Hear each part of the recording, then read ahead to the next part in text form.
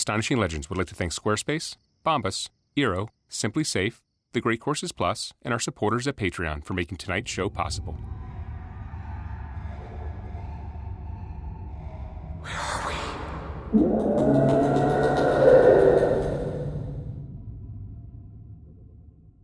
Chuck Zukowski is a rare breed in the world of the paranormal.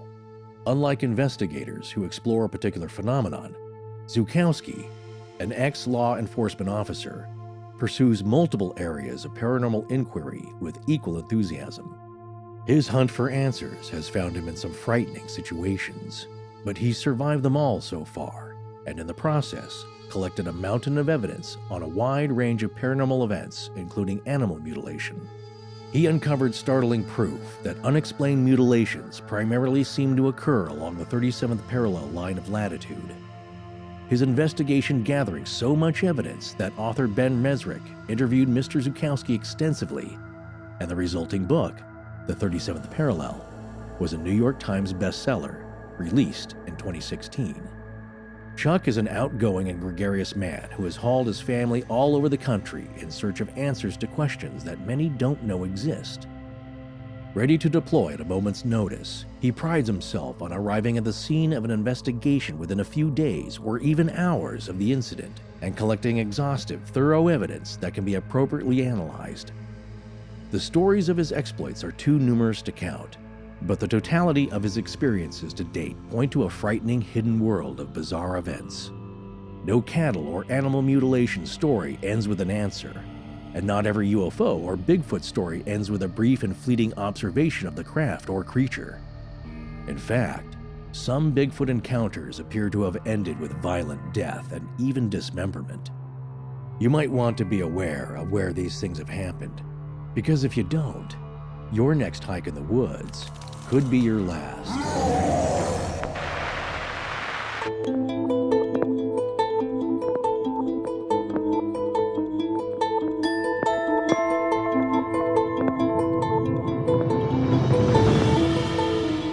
Welcome back to Astonishing Legends. I'm Scott Philbrook, and this is Forrest Burgess. In the history of animal mutilations, 10,000 over the past 50 years, nobody has ever been caught or arrested. Every single one of them was eventually deemed unexplained. Chuck Zukowski, paraphrased from page 43 of the Kindle edition of Ben Mesrick's book, The 37th Parallel, The Secret Truth Behind America's UFO Highway. Join us tonight as we take a look at the grisly side of the paranormal in an interview with investigator Chuck Zukowski. And we're back. Yeah, folks, we got a great show tonight. Kind of funky, fun, and frightening all at once. But before we dive in, we wanted to take this opportunity to give a shout out to our good friend and recent guest of the show, director Seth Breedlove, whose company Small Town Monsters has just released the Bray Road Beast documentary that we spoke about just a few weeks ago on the show. Yeah, this really is a great film, and as you know, the Bray Road Beast and former guest of the show, Linda Godfrey, who was also in the film, are near and dear to our hearts. And this documentary is a truly fascinating deep dive into the topic. There's a ton of places you can stream, watch, or even order a DVD of this, and we have links to all of them in the show notes with this episode. But you can also just Google the Bray Road Beast and it'll pop right up.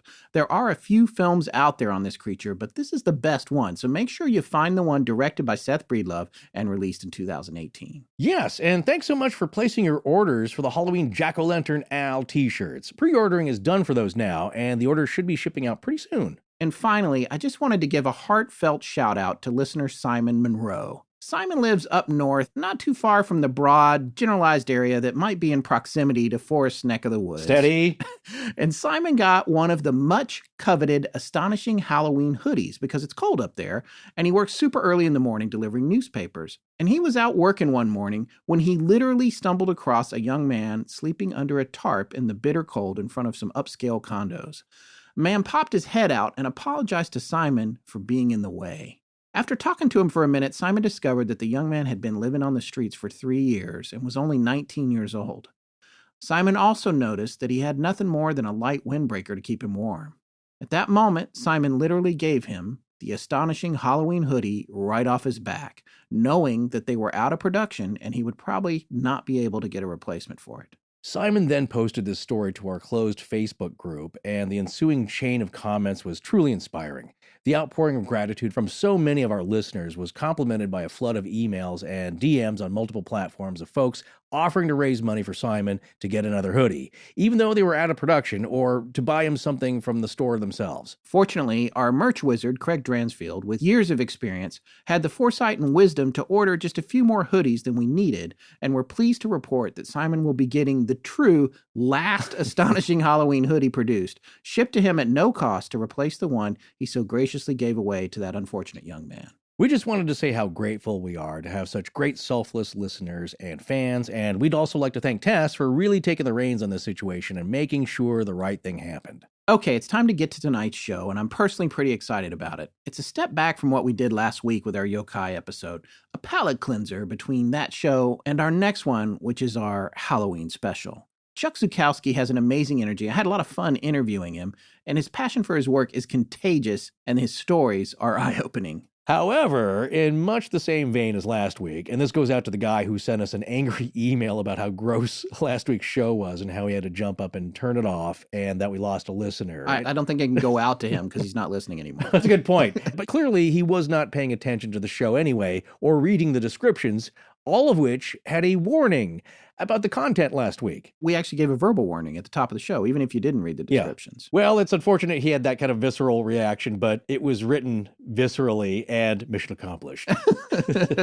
Okay, so anyway, here's the crux of that warning, which we are making again, because tonight's show has a few gruesome tales in it as well. Scott? While not explicit in nature, tonight's episode will depict particularly graphic violence in a way that may not be suitable for younger children or any sensitive listeners. Listener discretion is advised. Okay, let's introduce Chuck. Okay, calling Chuck Zukowski. Hello? Hello, Chuck. Yeah, can you hear me? I can hear you just great. It's Scott Philbrook. How are you doing? Pretty good, pretty good. All right.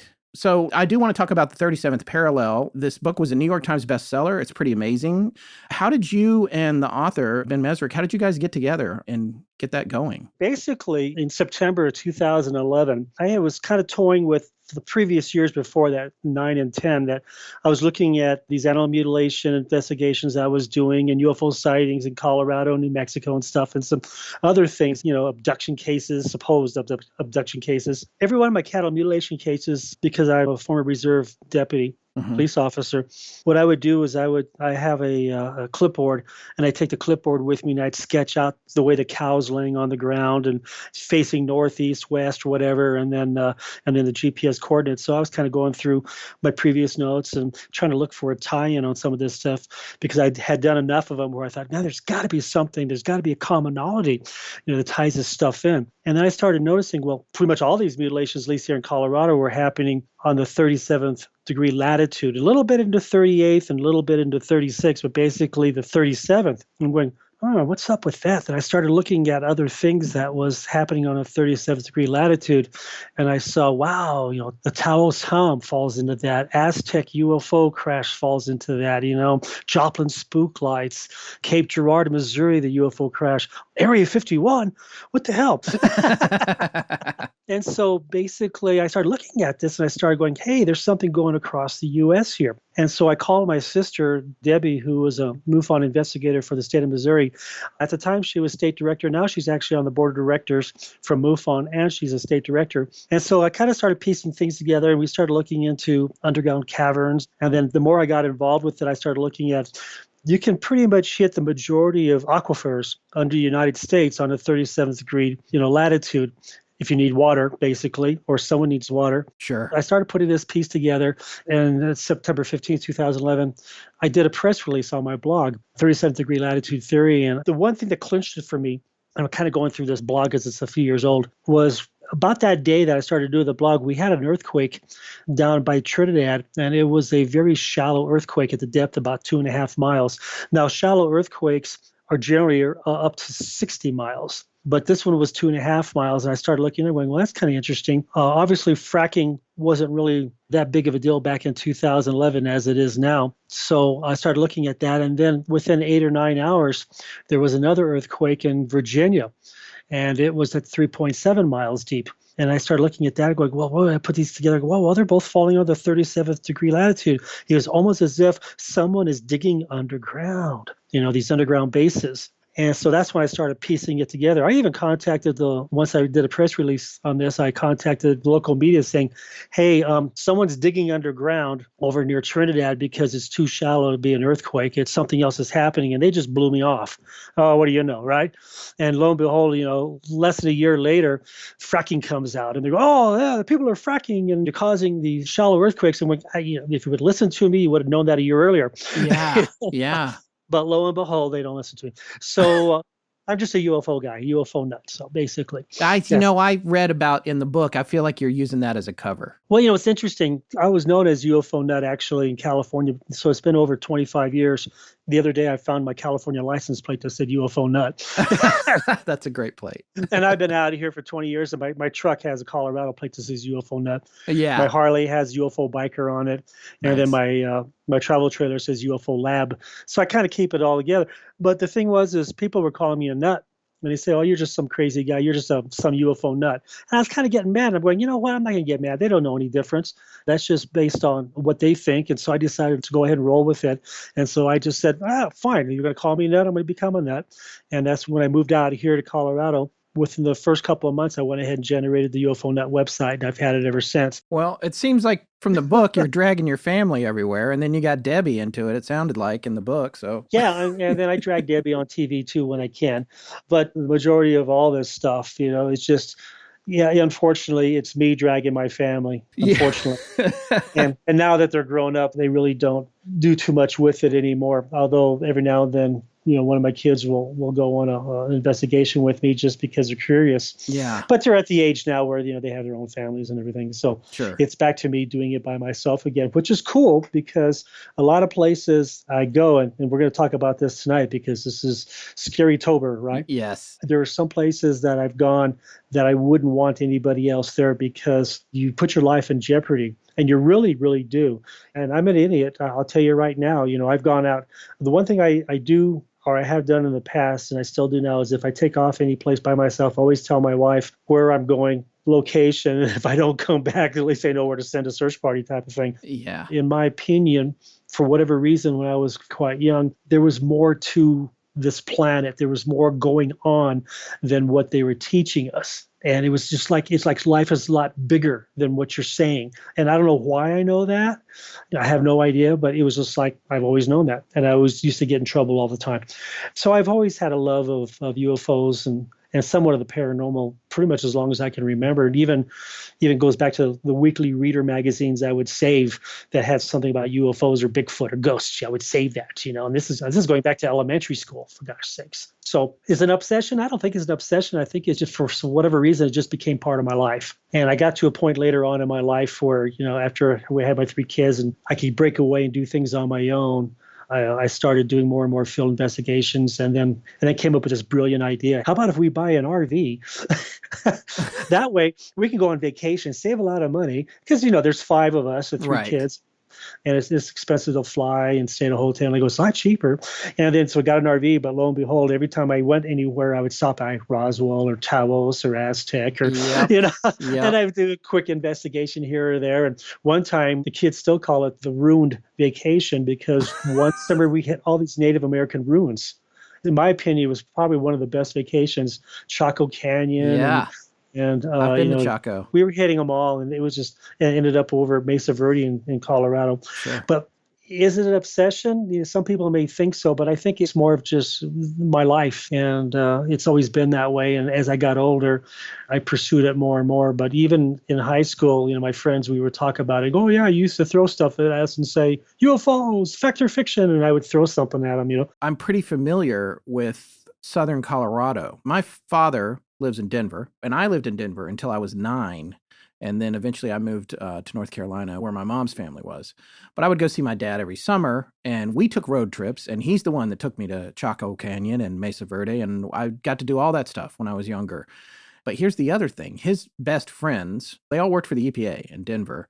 They retired, and they have a 100-acre ranch on the 37th parallel. And I've been there a couple of times, and I don't want to say exactly where it is, but anyway, one of the first things they told me when I went there, because it's my dad's friend, so I've been there with my son and stayed for a few days. My wife and I, we went there as a family and stayed. They have a guest cabin, and they talk about cattle mutilations. And I've been wanting to go back and do a show on it for our podcast. When I read Ben's book and your stories, it all came back to me, and you're clearly the expert on it. So what I'd like to find out from you, the 37th parallel notwithstanding, I think people don't really realize how insane these stories are. And I thought maybe you could share with them some of the crazier cases that you came across in the course of your investigation, maybe 2 or 3 of the ones that really were shocking for you. What's interesting and really cattle mutilation cases, oh gosh, in my opinion, they're the most dangerous investigation you can do, other than, when you take off by yourself. That's different. That's just stupid, but but basically, or an orchestrated case. And the reason for that is because you walk up to a dead animal and you really don't know why it's dead and how it died. And for all you know, if you don't do your homework, you don't do a lot of research first, this isn't something people can just jump into. This is why I'm the director of animal mutilations for investigations for MUFON International. Is if someone wants to get in and do something like that, then you have to prep yourself ahead of time. You have to know what to look for in case it is viral or biological, because you can take that home. And you don't want to do that, obviously. You don't want to take a virus home, give it to your family. And so the bottom line is it's really dangerous. You come across this animal's dead. There's no evidence at all how it died.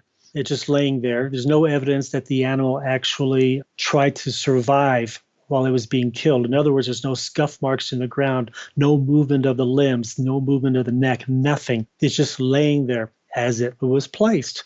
Really interesting. Then you have these strange cuts. It's void of blood. The blood's been removed a lot of times. The tongue has been removed from way inside the mouth. Cows can't bite their tongues off because they only have one set of teeth, right? And then there's cases where scavengers won't touch it. In other cases, scavengers will. But it's really eerie. I've had some cases where, and this is something kind of very interesting.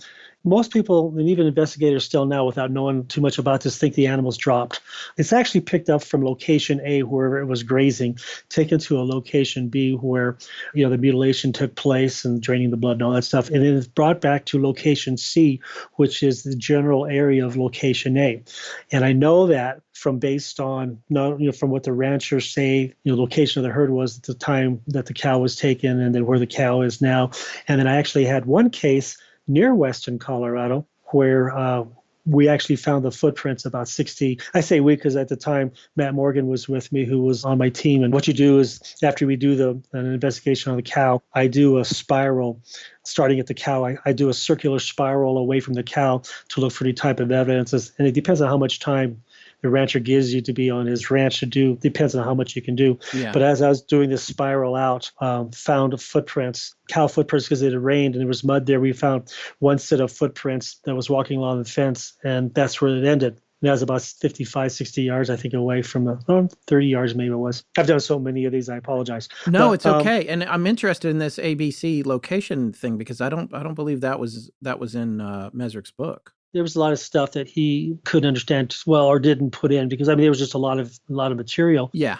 The interesting thing is we actually found the location of where the animal was standing when it got picked up. Okay. And then it was mutilated. So that was kind of interesting. That was the one time where I actually found evidence that actually occurred. Now, all the other cases is just based on the rancher's description of where the mutilation was. So anyway, the animal is placed back down and not dropped. And here's the reason why. It actually dawned on me when I did the cattle mutilation episode for the Science Channel, Unexplained Files Season 1. Because what they did was, I think it was Africa, because you can't do it here in the U.S., but they went to another country and they purchased a cow, had it slaughtered. So they got it from a slaughterhouse. And then they took this cow out to a site and they lifted it up via a forklift and dropped it. And so part of the special effects of the show shows this cow hitting the ground. Well, as it hit the ground, it moved. And I'm thinking, well, yeah, that's right. There would be scuff marks if it hit the ground. So if it was dropped from a helicopter or dropped, let's say, from a flying saucer, if it was just dropped, even if when it hits the ground, it would still move and leave scuff marks, but yet there are no scuff marks. So almost picture this energy force that places the cow on the ground. And it places the cow on the ground at different intensities, because sometimes the cow will be laid there and it looks perfectly fine, the ground around it. Other times the ground is kind of moved up around the animal as if like a crater, as if the animal came down pretty hard. And then there were other cases where the cow hit the ground so hard that it dislocated the rib cage from the backbone. I've heard about those. I've heard about that. Yeah. And I've had multiple cases of that happening, and then actually break the legs too on top of that. And the legs are broken, yet there's no scuff marks on the ground, meaning it was just hit there and done. I mean, remember that old Star Trek episode way back in the 60s where there was this hand that came from a planet and grabbed the Enterprise? Grabbed the Enterprise, yeah, sure. And pulled it in. Just picture that hand picking up a cow and then putting it back down after they're done with it. That's about the best way I can explain it. And in some of the cases that I've had, the animal was laying in a ground depression about 16 to 22 feet diameter, almost like a crop circle, but it's not really a crop circle. It's just a ground depression. But something kind of messed with the soil, interrupted or disturbed the soil. And so I started taking soil samples from inside the circle and outside the circle, and then I sent them off to a company that does soil analysis, and I just say, okay, all I tell them is compare A to B, right? And then every one of the cases where they compared inside the circle to outside the circle, A to B, the results are always the same. The cations or the CECs were different. The nutrients of the soil were changed, and the soil was less soluble in the circle than outside the circle. Now, that was happening in Colorado. Well, there was a case in Kansas City, Missouri, where we had a mutilation on 37th degree latitude. And so I had the investigator there. I explained over the phone how to properly take soil samples for me and take pictures of you taking the soil samples. And they did, and they sent it to me. And I sent it to the same lab, always the same lab, to keep everything, the same. So, things don't change as you go from lab to lab, and got the same results. Now, Missouri soil is far different than Colorado soil. Colorado soil, there's a lot of sand in Colorado soil. Missouri soil, there's a lot of clay. Yet we got the same results. The cations were different. The nutrients were different. Then I had a case in Georgia, and there was a mutilation. And I talked to the rancher, and he says, oh my gosh, it's in high weeds and stuff, and all that's pressed down. I'm going, oh, great. So I talked to him and convinced him to take some soil samples. I got to love these guys for doing this. This is a rancher doing this for me, right?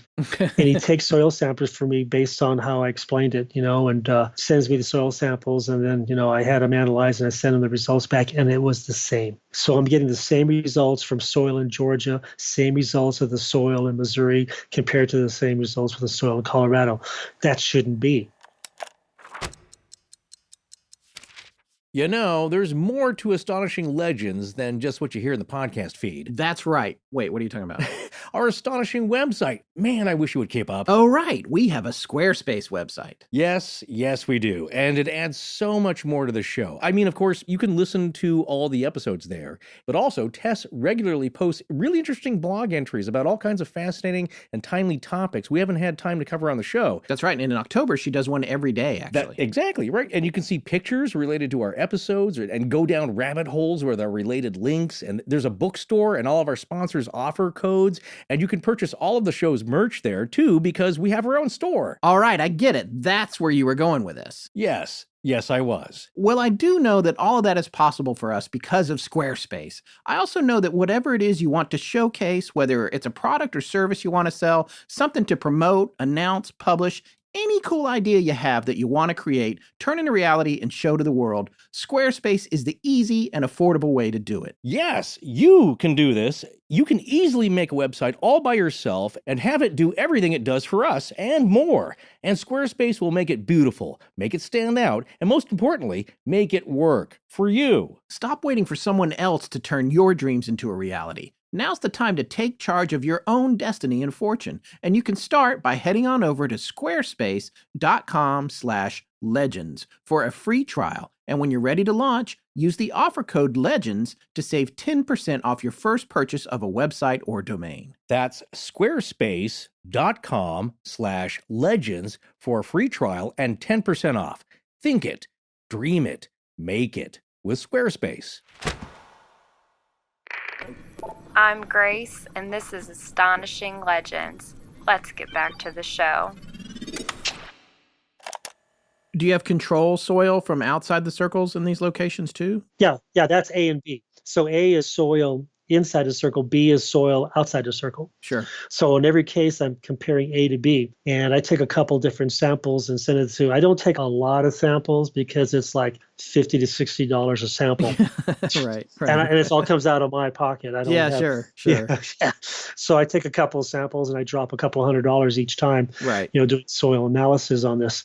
And it's the same. It's really interesting. Now, when you take soil samples, when you take them inside the circle and you want to take them outside the circle, you have to take them in an area where the soil resembles the soil that you're taking it from. In other words, if you're taking it outside the circle, you got to take it, 30 feet away at least, to get away from that circle, outside the circle. But you have to look at the vegetation. You have to match the vegetation. You don't want to take controlled sample where there's a lot of high grass. You got to take the controlled sample where there's a bare area that's similar to the area where the cow is. I mean, and this was stuff that the soil analysis lab explained to me because we sat down for about an hour or so and they explained to me how to take proper soil samples to get the best results because I was paying for this. And so this is this information I just pass on to the people that I wanted. And I've only had a couple of people do it for me, and they're really cool to be able to do that. A lot of the stuff I've done that here. And then just recently, beginning of this year, I bought a DJI drone, the Phantom 4, that has a 4K camera on it. And I had a mutilation in July out here in Trinidad. And so I shot that sucker up 250, 300 feet up because I wanted some really cool aerial views now so I could look for other things. And this particular one was pretty cool because there's animal tracks like in a V formation, fanning out to in to the cow and then fanning back out again. We always thought, well, maybe the cows kind of walk around and do whatever. And, hey, what happened to Joe? I don't know. He was fine a couple minutes ago type of thing. They all kind of merge to that location and then they just merge out in a V formation. It's way cool. It's like, what? And I had a case a couple years back in Walsenburg where there were 8 cows that were killed within less than 2-week period. Now, generally with mutilation cases, you'll have 2 to 3 happening around the same time frame. Doesn't necessarily mean they'll happen in the same area. I've had a case where it happened in Colorado and one happened in Missouri within a week. It's weird. So we can say, obviously it wasn't a transient doing it unless he walked from Colorado all the way to Missouri in a straight line. Yeah. And the Walsenburg is the one that my dad's friends they were talking about articles is it the Walsenburg Journal maybe? Or there's a paper there, I think. Yeah. So I had found out about it and I couldn't get any information about the 8 animals from 3 different ranches. So I took time off of work. Now, I'm at the point in my life now, I design microchips. I'm an IC mass design engineer. Oh, okay. And so a few years ago, I decided, okay, I'm going to quit. It's been almost 20 years. But I decided, okay, I'm going to quit my salary job and I'm going to go contracting. I'm going to be self-employed. This gives me the opportunity to take off on a moment's notice. If you're a salary person, you can't do that, basically. But if you're a contractor, you say, yep, got to go. I'll just finish up tomorrow. Yes, I've been both. I much prefer the latter. Yeah. So I kind of just blew off of work and ran home real quick and grabbed gear. And I have a box that's always ready to go. And now I have a vest that I take with me too for in cases I have to walk a half a mile or something. I have to drive a box around with me. But so I grabbed that stuff and went down there. And I had no idea. All I knew was the general location. And this is where detective work kind of comes in, and this kind of helped with some of the police stuff I've done in the past. I just drove out in the middle of nowhere on a county road, and I just waited for a truck to go by and stopped him and asked him, hey, did you hear about this? Yeah, I heard a little bit about it. You may want to go talk to this guy. Off I go. Yeah. And I jackrabbited a couple of different times. I ended up meeting one of the ranchers that had the mutilations. And it was like, this was real detective work, just to find out where the location was. But it's not something easy where you can just go there and get the information. A lot of times you got to pull the information out. A lot of times too, you have to search for it before you're in the right place. But that's why they call it investigation. If it was easy, we get a lot of couch investigators out there that think they know what they're doing. But, until you actually drag your behind out 3 hours and out in the middle of nowhere and sit in a truck and try and wave people down and do all the footwork. That's what detectives do. So I was able to talk to one rancher and I saw his cows, and then he turned me on to the other rancher and I saw their 4 cows, and there was 2 more cows I couldn't get a hold of that rancher to get permission to go on his property, and I won't jump a fence or anything. You don't want to get shot. Well, you definitely want to get shot, but I don't. I want to make sure everything I do, there's legality to it, because the legality to it makes it more viable. And so, I got to see, 6 of them. And what's interesting about this, except for one animal that the rancher moved, all of them were laying on one side of their body. I can't remember if it was left or right, but usually when I see a mutilation case in multiples, they're all laying on either the left or the right side. Now, here's the other thing that kind of threw me about this whole 37th parallel thing. The animals, I think 99% of them, except for the ones, there's like a 1% where basically they think an animal moved it. They're all laying east to west, west to east. The body was facing east to west or west to east. That's originally what turned me on to the 37th degree latitude, that if it goes east to west. And that's kind of scary. When you're looking at that. And then when you have multiple animals like the Walsenburg one, they all had similar cuts and they all matched. How far apart were they? There was 2, and then probably about a mile away, there was 4 more within about 30 yards, scattered a bit. And then I think it was another 60, 70 yards, maybe 100 yards away, there was 2 more. Those were the 2 you couldn't get to. Yeah, the 4 were near a fence, and I would have had to hop the fence to get to the other 2.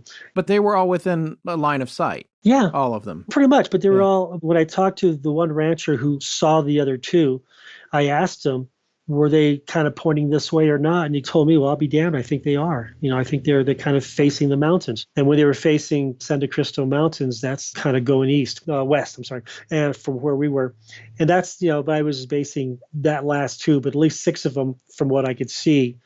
5 for sure. The 6th one, the rancher said it was facing the same as the others, but he had moved it. He had flipped it over to see if anything happened on the other side. That's really, really interesting stuff when you start seeing there's a lot of commonalities with this. Now, if you want to be an investigator, UFO investigator or paranormal, however you want to do it, and you're interviewing different people about what they saw or what they experienced, I just want to kind of explain this to all the listeners out there. The best way to get the best information to help you with your investigation is you go ahead and you interview your multiple witnesses, and there's going to be variances in all their stories. That's just the way humans are. Some things you'll remember, some things you won't. And anyway, so just take the commonality. If you're interviewing 3 or 2, or even 10, what's common? What's the one common thing that they're all saying? Right. That's what you focus on. Don't focus on anything else. Oh, I saw lights and it shot off this way and that way and it's saying and, blah, blah, blah. But if they all said it shot this way and that way, forget about the singing. That could just be their interpretation, or maybe it did sing for them. But if you're going to spend your time, your personal time and money to do an investigation, you obviously want to get the best bang for your buck, obviously, your time and your money. So go with the commonalities. And the commonalities with these cattle mutilation things was, facing east to west, being dropped or placed, and then the cut marks. Now, the cut marks, this is kind of really interesting too, because the cut marks on the animals don't necessarily mimic each other. There are your classic ones like the one in July of this year where the whole side of the jaw was cut open. You could see right down to the jawbone and the teeth. And those are classic. That goes way back to 67 with Snippy the horse, or actually her name was Lady. But those are very common stuff. But a lot of the other cuts may not be so common. I know a lot of investigators say, well, they're going in here because of, there's glands there, or they're coming this. I had actually written a blog, I don't know, I think it was last year. And I said, it's all about the blood. Because out of all the cases that I've investigated, the blood's always taken. The cuts may be a little bit different. What if, who's ever doing this, and I'm just throwing it out there, I'm not saying I believe this, but what if who's ever doing this cuts the animal to make it look like it was killed by an animal, but they actually wanted the blood, and that's what they want. Mm-hmm. They don't care about the pieces. Maybe they take the pieces just to throw people off. Just for sake of this story, let's say it's an alien, okay? I'm not going to tell you I believe that aliens are doing this, but I'm saying that maybe there's a 70% chance. Well, how many cases have you investigated? Personally, I don't know. On the actual animals and then the sites, it's got to be just over 100 or so. Okay. And then hundreds after that were over by phone. And stuff like that. And I get those too. But, that's a lot of animals that you actually take the time and go see, and you start seeing all this. The interesting thing is like I was saying, it's always about the blood. the one thing I was pointing out there was, let's say it is an alien and aliens are doing this. Okay, first off, you have to think, okay, why would someone pick up an animal from a ranch, take it to another location, kill it, drain it blood, cut it up, and then put it back? Now, here in Colorado, when you mentioned you'll get shot, that's absolutely true. There's a state law here in Colorado that allows ranchers to protect their livestock. If they catch someone on their property killing their animals, they can shoot them. That's law. They are allowed by law to protect their livestock in any way they can. So you're a bad guy. You're going to hop a fence. You're going to grab an animal. You're going to cart it off in a truck to another location. You're going to kill it. You're going to bring it back, or however you do it, and drop it back. There's two opportunities that the rancher could catch you and shoot you. Yeah. Stealing it and bringing it back. So let's say you're an alien. And I got to tell people out there too, some of these investigators, when they say, well, aliens were visiting the planet, they should be doing this, they should be doing that. We have no clue. I wrote a blog a couple of years ago. It was called "To Think Like an Alien, You Gotta Be an Alien." All right. Yeah. We really don't know. We can speculate. Well, if aliens exist, they should be. Then why haven't they landed on the White House lawn? Why? That's what you would do if you were an alien. But we have no idea how aliens think. None. And for all we know, that could be very regimented. It could be very robot-like. And a lot of investigators' research actually say gray aliens are very systematical, robot-like beings anyway. They're just like worker ants. They're just doing their thing. And so here you have an alien that doesn't think like a human, and maybe they don't have emotions like a human or personalities that gives us the opportunity of thinking of, other different ways of how things could be done. They just say, well, I don't want this guy to think that, we're stealing it. So we're going to take the cow, we're going to cut it up and make it look like that, it was just killed by another animal. We're going to take the blood out and then we're going to put it back over there so he has his cow back. In other words, I'm going to steal your car. I'm going to take it to another location. I'm going to take the engine out, but it's still your car because it's registered to you. So I'm going to bring your car back, without an engine. It's useless to the rancher. Yeah. But alien's point of view, hey, that's your property. I'm just giving it back to you after I used it. We go into aliens down the road too, if you want to talk about that. But basically, we don't really know how some of these aliens think, grays especially. You have to leave everything on the table, as crazy as it sounds, because lo and behold, it actually may point to that location. You don't ever want to block something out because you think it's silly or you think it doesn't relate, because you really don't know, because you're talking about the unknown. And that's why it's called the unknown, because we don't know. You could actually be missing some very, very valuable evidence or information if you kind of block something out. Leave everything open on the table and look at it every now and then, and because you may have something that may go back to it, like what I've been finding with the cows actually being placed. If I would just assume all the time they were being dropped, then I never would have realized, okay, there's an energy force that is placing the animal, and depending on the intensity of the energy force, depending on where the energy force is coming from, places the animal on the ground at different levels of magnitude, meaning enough where it'll crush its bones or enough where it just kind of lays there. But I've seen both kinds. Now, I have had another investigator talk to me about this, and he came up with a really interesting thing, saying that, well, have you ever considered portals opening up and putting the cow back? It's a portal that the aliens can open these portals, and they could be somewhere else. They don't necessarily have to be hovering over the ranch in their craft, and then they take it and then they put it back through a portal, and the energy from the portal is what's causing the nutrients. I'm going, that's kind of goofy sounding, but you know what? I got to leave it as a possibility. Why? Because I don't know. But you kind of leave it. And so basically the next rancher that I had a mutilation, I said, any flashes of light, anything unusual, But I'll tell you one thing, a lot of the ranchers that I've talked to have seen are balls of light. They're not orbs. Orbs are ghost investigators, and I've done some ghost investigating. Orbs are little lights that you can almost see through, and those are the spiritual lights that usually, a lot of these shows on TV, Ghost Adventures and Ghost Hunters, pick up, and they call them orbs. Balls of light are very mechanical, and they could be anywhere from the size of a golf ball to the size of a Volkswagen, or they could be the size of a golf ball and emit light the size of a Volkswagen. So we really don't know. It's really interesting stuff. This is physics. It's a little bit beyond us.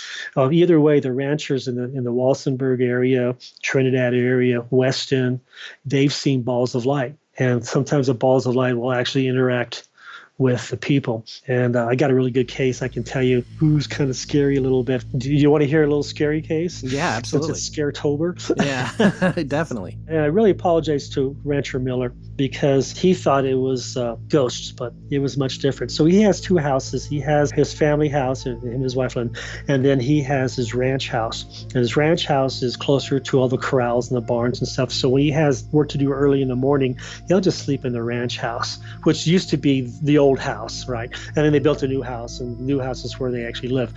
But so he doesn't wake up his wife. He'll stay in the ranch house certain days.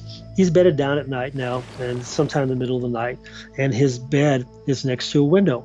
And he's sleeping, and then all of a sudden he feels something on his arm. And he looks up, it wakes him up, and he sees the hair on his right arm start to rise up. And he feels this tingling feeling. And he looks out the window, and his bed's right next to the window, and it was during the summertime, and the shades were open. And he saw two balls of light about the size, I think he said about this, in between a softball and a volleyball. And they were side by side parallel.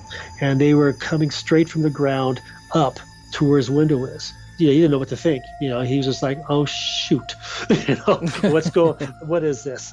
And as they're rising up from his window, his right arm got really tingly, right? And then he lost sight of him because the lights passed above his, the window pane, the top part of the window seal. And then he lost him, and he didn't see any light glow or anything, or shadows or anything like that. He just saw the lights. And then all of a sudden, the tingling feeling went from his right arm, started to cross his body from his right side, he was laying on his back, to his chest. And his chest started getting all tingly, and he started getting this tingly feeling almost as if it was a mild shock. All right, just kind of like a vibration type of shock. Not enough to hurt him, but it's like, shocking him. And then all of a sudden, the bed started just jumping up and down, like the Exorcist movie with Linda Blair, how the bed was shaking back and he's hanging on to his bed going, oh, shit. What's going on? And the energy passed through his center to his left side and stopped, and the bed stopped. And he's in shock. He's hanging on the bed. He doesn't know what to think. This poor guy, he's in his 70s, right? And he's like, what the heck was that? And then all of a sudden, he feels this tingling feeling in his left arm. And it starts passing from his left arm towards his chest. And it starts getting tingling. And all of a sudden, he can feel that tingling in his chest again, and then the bed all over again, right? And the energy passed from his left side to his center to his right side. And then after a couple seconds, it stopped. And he's just kind of laying there, and he's like, God, my heartbeat must have been 180 beats to 200 beats. It's ridiculous. Yeah. And all he could think about was like exorcism, demonic. He didn't know what to think. And he called me, and I went down there and talked to him. Now, granted, Trinidad's 2.5 hours from my house. Yeah. But, this is something I had to go see him. And we sat down and talked for a bit. And I do know that, I'm an engineer, and my background, even though, my background is microchip design, my degrees are basically business and certification electronics and stuff. But I got involved in electronics, 30 some years ago. So I have an idea about what happened. It's called, it's electrical field, an EMF, an electrical magnetic field. And so what these balls of light were doing was their probes. They were mechanical devices. And what they were doing is they were rising up. I'm not saying they were scanning him, although some people may think that's the case, but they were emitting so much energy that it caused the hair on his arms, almost as if there's a lightning strike nearby, and you feel that. Mm-hmm. Now, he didn't smell any ozone, so there was nothing burning, because I asked him that. There was no smells. It's just that kind of sensation. So you have these balls of lights, and what they were doing was they were passing over his house. And as they passed over the roof of this ranch house, which is a one-story house too, that's what caused that electromagnetic field across his body. Now I asked him, I said, Tom, you have a metal frame, right? That's not a wooden frame bed. That's a metal frame bed. He goes, yeah. And I said, springed? Is it springs with a mattress on top? He goes, yeah, it's springs.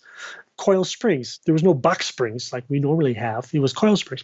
And a mattress, I'm going, well, there you are. It was an electromagnetic field. And as the electromagnetic field passed over the bed, the springs, the actual structure itself of the bed was reacting to the electromagnetic field, being magnetized and jumping back and forth. And that's what was happening. And then as it came back again, it happened again. But he didn't see the lights didn't come back down. They just kind of like went off. He thought, at first that, that it was ghosts. Now, as scary as ghosts and demons and Linda Blair are, it's more scary to think that it was alien. Yeah. And then now it's, why are they interested in me? Well, he's had a lot of mutilations. And this is what I found out, too, about mutilation cases. And I can't tell you why, other than the fact I think it's just because of the way that rancher handles his herd. Who's ever doing this comes back to the same rancher. Now, there was Rancher Sanchez.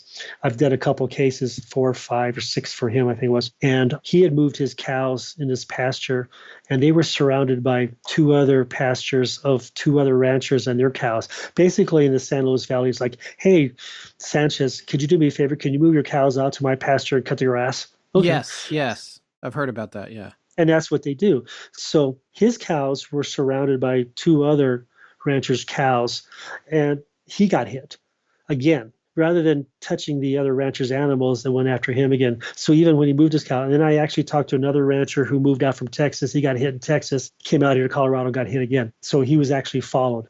So it's really, really interesting that the level of technology. Now, we have fingerprints, and that's what, they can tell me from you through a crime, whatever. But we also have different energy signatures too. Now, if you have the technology, you could actually track someone based on their energy signature. It's just a thought, but we're all wired the same, but we all run differently, and we all give off different types of electrical fields because we're basically, everything fires. Our nerves, everything fires with electrical, impulses. So we all give off a different field. So if you had the technology, you could actually track a person based on that signature electron, of their field. Maybe that's what they're doing. No idea, but every one of the cases I've done, the animals, they're just naturally grazed. They, other than alfalfa every now and then or something like that, it's all off the property, and they don't get injected with any steroids. So, this is the type of beef you would buy at Whole Foods or something, So it's really interesting what's happening with the animals, but who's ever doing it, they're very, very specific of what animals and even what ranchers. And once they're happy, like, you could have 3 McDonald's within, 2 miles of your house, but the one McDonald's, maybe for whatever reason, the hamburgers taste better, so you keep going back to that one, although you have 2 other opportunities. And supposedly they all cook the same thing. But it's kind of the way I can explain that for whatever reason. Just really, really bizarre things. And so when he told me that story, he said, and the reason why he thought it was ghosts is because at the other house, they were talking one time, and his family was there, and he heard something in the kitchen hit the ground, and they went into the kitchen, and there was a big knife that was on the counter, and that was on the opposite side of the kitchen laying on the ground. And they go, oh, we got ghosts, or we got something over here. Picked up that knife, and finally they all heard it, right? And I said, I bet you that wasn't a ghost. I bet you something was flying over that just happened to be the largest metallic instrument laying on a counter, got picked up. The magnetivity, right, of whatever was flying over, picked it up and dropped it. Because on his ranch, he's seen the balls of light before. And then also people driving by had seen balls of light. And then about 4 years ago, there was a couple of hunters. What they'll do is, they'll pay certain ranchers if they can hunt deer, beginning of deer season, on our part of the ranch. He's got a lot of acres. And so he even showed me just in July, just this year, where the tree stand is, that if they want, they can use that tree stand. Well, so there was a couple of hunters sitting in that tree stand, and it was, they got there at dark, early in the morning. So, you can't shoot animals at dark. You have to wait till first light. So they were there an hour ahead of time. So when first light, they could see the deer. And before it was light enough, they could see a ball of light moving around on that field out there. And it really scared them. And after they watched it float around, and it kind of just shot off in the air, floated around, and it just blew out. And one of them got a picture of it. I've been trying to get a hold to find out who that guy is. Has got a picture of it with a cell phone. But they made it a point to go back and talk to Tom and said, this happened, and showed him a picture and said, thank you very much for not hunting here. And they left. And that happened one other time in San Luis by Taurus Mountain. Rancher Taurus had a mutilation, and I did a mutilation case out there. And there was a couple of hunters that were out there. And same thing, they were out there early in the morning waiting for first light. And they saw a big light that was bouncing from one mountain. They're not really big mountains. There's like mountain sort of hills bouncing from one peak to the other peak. And then started coming around where they were then, and they got scared. They ran to their ATV, and the ATV wouldn't start. The battery was dead. And so they ran down the trail to where their diesel truck was, and it was a dually diesel. The guy who owned it started up, and it barely started. Now, dually diesels usually have 2 batteries, and he's never had this problem before. And he had problems starting it. And then they got out of there, and they came back later on that day to get the ATV, and the battery was completely dead out of the ATV. And, that was the case. So whatever that ball of light was, it drained the battery of the ATV and almost drained the battery of the truck. And they, too, told Rancher Torres, I said, no, thank you. We're not coming back. And they left. Matter of fact, they didn't get their deer that season because whatever they saw really scared them. Wow. Just some really, really, really cool stuff. And it's all based on electromagnetic fields. I wanted to go back and ask you a couple of questions about the soil samples.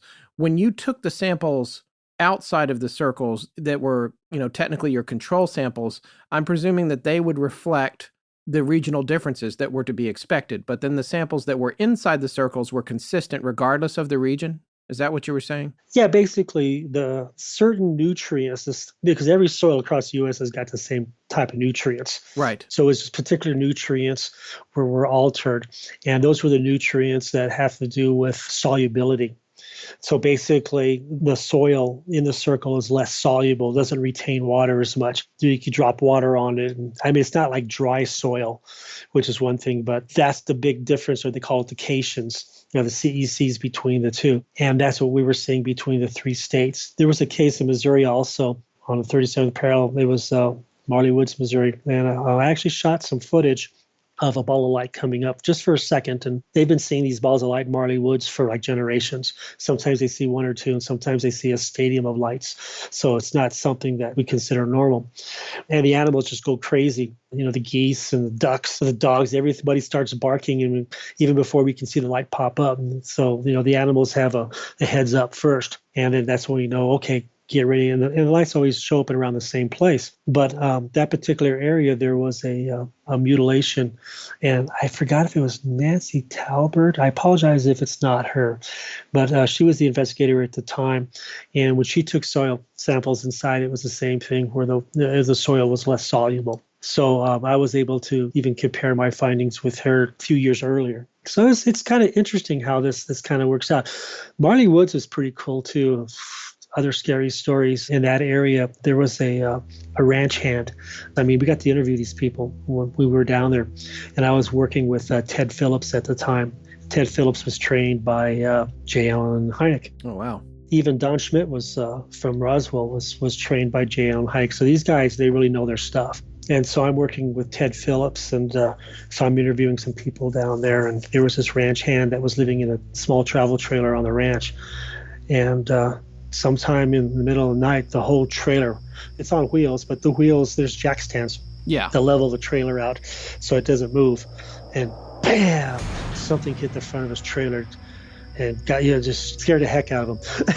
And he jumps out, he's holding, he goes, what the heck? Something just hit my trailer.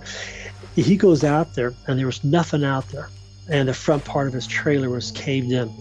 And it was kind of rounded caved. It wasn't as if something like a car hitting it where there would be structure to it. It was kind of curved. So something hit him. And I go, well, that's pretty interesting. Okay. And you keep that in your files. In my case, my Z files being for Zukowski. Okay, that's information I don't want to forget because it may pop up somewhere down the road.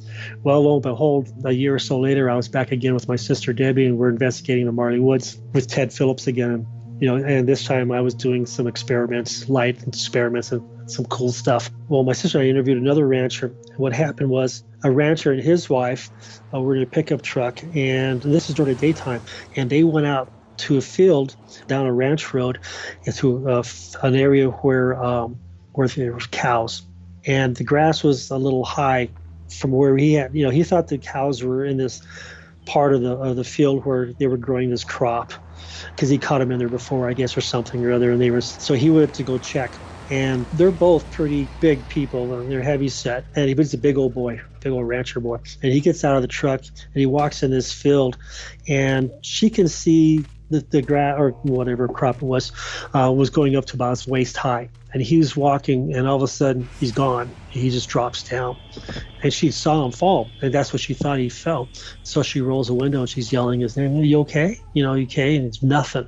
And so she gets out of the truck and she kind of walks over, and she walks through in the field in the area that he's at. And as she gets closer, she sees the crop flattened, and he's laying in the middle of the crop, pinned, laying on his stomach, and his face is pinned, and he's kind of like, trying to say something to her. And she thought, oh my God, he's having a heart attack. And as she got closer to him, she hit the floor. Something pushed her from above, and bam, she hits the ground, and she's flat on her stomach too, looking at him. And they're both pinned by some unknown force. They couldn't see anything. So there was some type of energy that just dropped him. It was holding him to the ground. And then as she got closer, she got within that force, and she got pinned to the ground also.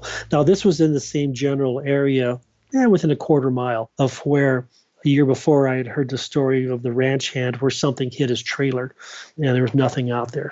And then he even explained that at one point he went out on another night investigating while the animals were just going crazy, like thinking there was coyotes. And he goes, you can believe me or not, but there was some type of a hooded figure that was kind of like walking by, but it wasn't really walking by. It was kind of like floating, but it wasn't really floating. I'm going, okay, what was it, floating or rocking? He goes, well, it was kind of in between. And it moved awful quick. And I go, what'd you do? And he goes, I ran back in the trailer. One particular case in western Colorado where there was a mutilation and lights were seen and craft was seen, that the wife doesn't even want to go outside anymore. Her husband's a rancher. It scares her. She doesn't like to go outside by herself. She won't do it. She's not afraid of bears, coyotes, mountain lions. No, she's afraid of the lights. She can handle the animals. Yeah. Sure. Yeah, it gets kind of scary sometimes. It's one of those adrenaline pumps that you get when you're in an area like that, or if you witness something yourself. For me, that's my extreme games. I don't need to cliff dive or do any of that stuff, which is scary for me to do, but I've said it before. And you'll say it again. Yes, I will. Nothing makes me feel like $100, like a new set of tires or new high-quality socks. Yeah, I get that. And think about it. Both items are what's between you and the ground. Oh, yeah. But you must be talking about our new Bombas socks, right? Indeed I am. And I know what people out there are thinking. They're just socks, right? Well, who cares? Let me tell you something. Not all socks are created equally. Your average sock can have bulky stitching on the inside of the toes that irritates. The heels can slip down and bunch up in your shoes. That's a personal pet peeve of mine. But you don't get that with Bombas socks. No, you don't. And that's because Bombas's 2 years of research and development has led to a superior design, like a seamless sock toe that your toes won't feel, and stay up technology. 133 tension levels were tested to find the perfect tension that's comfortable, stays in place while not being too loose, and never leaves a mark. So no more bunching up at the heel in your shoes. And that's especially important for me, I guess everyone else too, because if you're going on a run or even for a short hike, those things can add up to blisters right quick. And Bombas's arch support system and cushioned footbed provide support and comfort without the added bulkiness. So just imagine if they feel great doing strenuous activities, they'll really feel great just walking around all day. To keep with the car tire theme, Bombas socks have become my daily drivers. Me too. And I also love that Bombas is a socially generous company, because for every pair sold, a pair is donated. Just do your feet and yourself a favor. Go to bombas.com/AL. That's BOMBAS.com/AL. And you'll get 20% off your first order when you use promo code AL. One more time, to get 20% off your first order of superior socks, go to Bombas, that's BOMBAS.com/AL, and use promo code AL at checkout. This is Jonathan in California, and when my wife isn't telling me I'm a nerd, she's listening to Astonishing Legends. I want to talk about like a couple of the stories that stand out to you in your history. I mean, there's a couple in the book, The 37th Parallel, that I'm interested in hearing from you about. And then I also wanted to hear about the one that you described in the police report that you read. Oh, yeah. This story I'm going to tell you first, if for your listeners out there, if you buy the book or don't buy the book, I don't get any money from it. So, so I can tell you, if you want to read about this particular story I'm going to tell you, you can go to the Simon & Schuster site and then search the 37th parallel. It'll be under Ben Mesrick. And I believe they still have the first chapter available to read.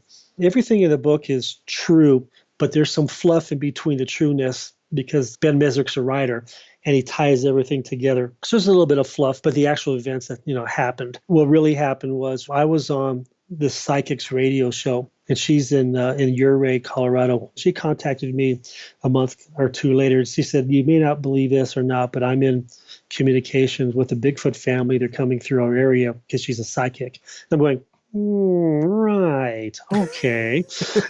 Now for all the people out there, I got to tell you, the reason why my sister and I work really well together because my sister's an intuitive, and I've had some psychic abilities as a kid, just here and there, and that's about it. But I'm very analytical. And so I look at things from a science side and very analytical side. So I have this lady telling me she's in communication with a Bigfoot family. I'm going, okay, what are they saying? What do they want? They go, well, they kind of want to meet a couple of investigators, and I thought of you and Joe Fex. And I'm going, right, okay. I toyed back and forth with it for a couple of weeks, and she kept, no, I'm serious. We had Bigfoot prints, and then finally she sent me a couple of pictures, and there were some Bigfoot tracks near her house in the mud. I'm going, okay, she's got something going on there. Now, whether or not she's actually talking to him, I can't tell you from an analytical side, but, there is some evidence there that there's something going on. Now, from my house, this is a 5-hour drive. So it's not like something I can just hop and do. Yeah. So I grabbed Joe Fex out of Denver. I live in Colorado Springs. So I drive an hour out of my way, and then we got to drive 6 hours to this location. So we only have one vehicle. And we were over at her place, and then she takes us on top of this mesa. We're about 10,000 feet up. Now, for anybody that lives in Colorado or any place where there's aspens, the aspens stop at a certain level, and then it's all pine trees after that. So we're above the aspen level, and we're in the pines. And we're on this dirt road, and I guess we're an hour and a half or 2 hours maybe on this dirt road. And she takes us to this location. She doesn't know the exact location. She just knows we're headed in the right direction, okay? So she's my GPS. She says, we got to go this way. This is late afternoon, early evening now. Okay. And we're traveling on this county road, and we're going on this road, and this county road turns into a trail, wider than an ATV, but still traveled by trucks and stuff. And there's pines on each side of me. We're out in the middle of the forest now, in between these pines and stuff. And a little further, she goes, and we come up to an opening, a meadow. She goes, this is it. I'm going, okay, well, my psychic GPS just told me this is the location, And not to be insensitive, but, you have to understand that's what I was thinking at the time. And so we set up a couple lawn chairs and a little bit of a day camp there. And it was already, nighttime. And so my truck's sitting there. I have a 35 millimeter camera, and then I have a couple different video cameras. Well, they're 8 millimeter Sony Handycams. And so I had a couple of them there and some extra batteries. So she's there with my buddy Joe Fex, and they're kind of sitting off the corner, and I'm in the middle of this kind of a meadow, maybe 50 feet, 40 feet away from whatever. And I'm kind of just keeping her watching, seeing what happens. And she says, they're supposed to show up. So I'm going, okay, well, I want to be standing in the middle of a meadow, and I'm not going to be inside the trees where they are in case they show up. Right. I'll be able to see these suckers coming, all right? That's what I was thinking. And I'm going, no, you guys are fools being there. I'm going to be out here in the middle. And the psychic lady, she started flipping out. This is about 9:30, 9:45 now. Because we got thinking, well, when's this going to happen? But we have all night. What the heck, Saturday night. And she started flipping out. She goes, we got to get out of here. And we have to get out of here. Now, this is where what happened afterwards, I didn't really challenge her psychic ability, maybe the levels of her psychic ability, but at least I knew that at that point she was an intuitive where she could sense something, right? And she goes, we got to go. We got to get out of here. Why? Why were we supposed to meet the family, Bigfoot family here? I'm all ready. And she just started flipping out. And Joe goes, see that? I'm going, what? The flashes of light. I'm going, what flashes of light? But they were closer. I'm out in the middle of this meadow, and they were closer to the woods, and they were kind of looking to the other end of the woods, and they could see flashes of light coming out through the trees, just like flashes of light, and not like a flashlight, just like flashes of light in different areas, high and low, and happening almost like flash bulbs going off and stuff. But they were dim, but he could see them and she could see them from her location. And she goes, we got to go now. We're all going to die. And she is flipping out on me, and almost to the point where she's convulsive. I've never seen anybody so scared in my life, other than watching stuff on TV. This is really happening. And she is really scared. Something's going to kill us all. And I ran back to my truck, which was not too far away from me.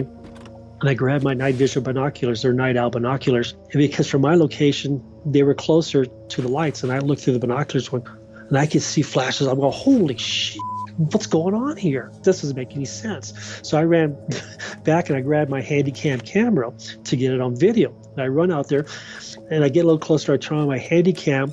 Meanwhile, I'm telling Joe, I said, okay, just grab the stuff. Just grab it. We're going to throw it in the back of the truck. And she's clinging on to him, screaming, we're dying. We're going to die. We're not going to see tomorrow. And oh my God, I'm going, holy crap. And I turn my camera on and I turn it on video mode and it goes out. Just like that. I'm going, what? And I turn it back on. There's no juice, nothing. The battery's dead. So I ran back to the truck and I grabbed 2 more batteries. I put them in my pocket. I took one out and I put it on the camera, turned it on again on video mode. Done. Gone. I'm sitting there thinking, what do I do? Meanwhile, Joe's coming towards me with the gear and she's hanging on to him like this is the end of the world right now. So I go, okay, I have a photo mode on this camera. And I'm thinking in my head, maybe if I just turn it on and I put it on photo mode, maybe it won't use as much energy as trying to fire up the video mode. I don't know. But I turn it on, I hit the photo mode, and I get like one snapshot. If you want, I'll email you that picture. Yeah, I would love to see. Is it on your website? I didn't post that on the website. This is just for you. You'll see a beam of light coming down, another light off at a distance. That was it. That was the only picture I got. And that camera went out. Meanwhile, at that point, so I grabbed my 35 millimeter camera with the flash of how much, and I was shaking because she was crying, just crying, and we're all going to die, and this is all happening. And I grabbed my camera and I dropped my 35 millimeter camera, and out in the middle of nowhere in this field, I happened to hit the only rock. Oh no. And in slow motion, my camera explodes. It was a Minolta, I think it was, 35 millimeter. And it goes, I'm going, oh. But then I looked up and she was just losing it. And so I grabbed her, put her in the truck, and I locked the doors in the truck. But I kept the keys because I was afraid she may drive off without us because she was just panicking even in the truck. And then Joe and I grabbed the gear and we threw it in the back of the truck going, we got to get out of here. And then Joe looks at me and goes, well, if it's Bigfoot, let's leave something for him. I go, Joe, we got to roll. Dude, she's flipping out. We got to get her. He goes, well, we brought these apples and stuff. Let's just leave these apples. So I'm going, okay, only take a second, So we started, just in case, we just wanted to leave something there and just get out of there, right? And then as we started to do that, we both heard this screaming coming from the forest, running towards us. It was just really loud. It was getting louder and louder and louder because it was something large. Let's say an elk. I don't know what it could have been an elk, but it was screaming and it was getting louder and louder.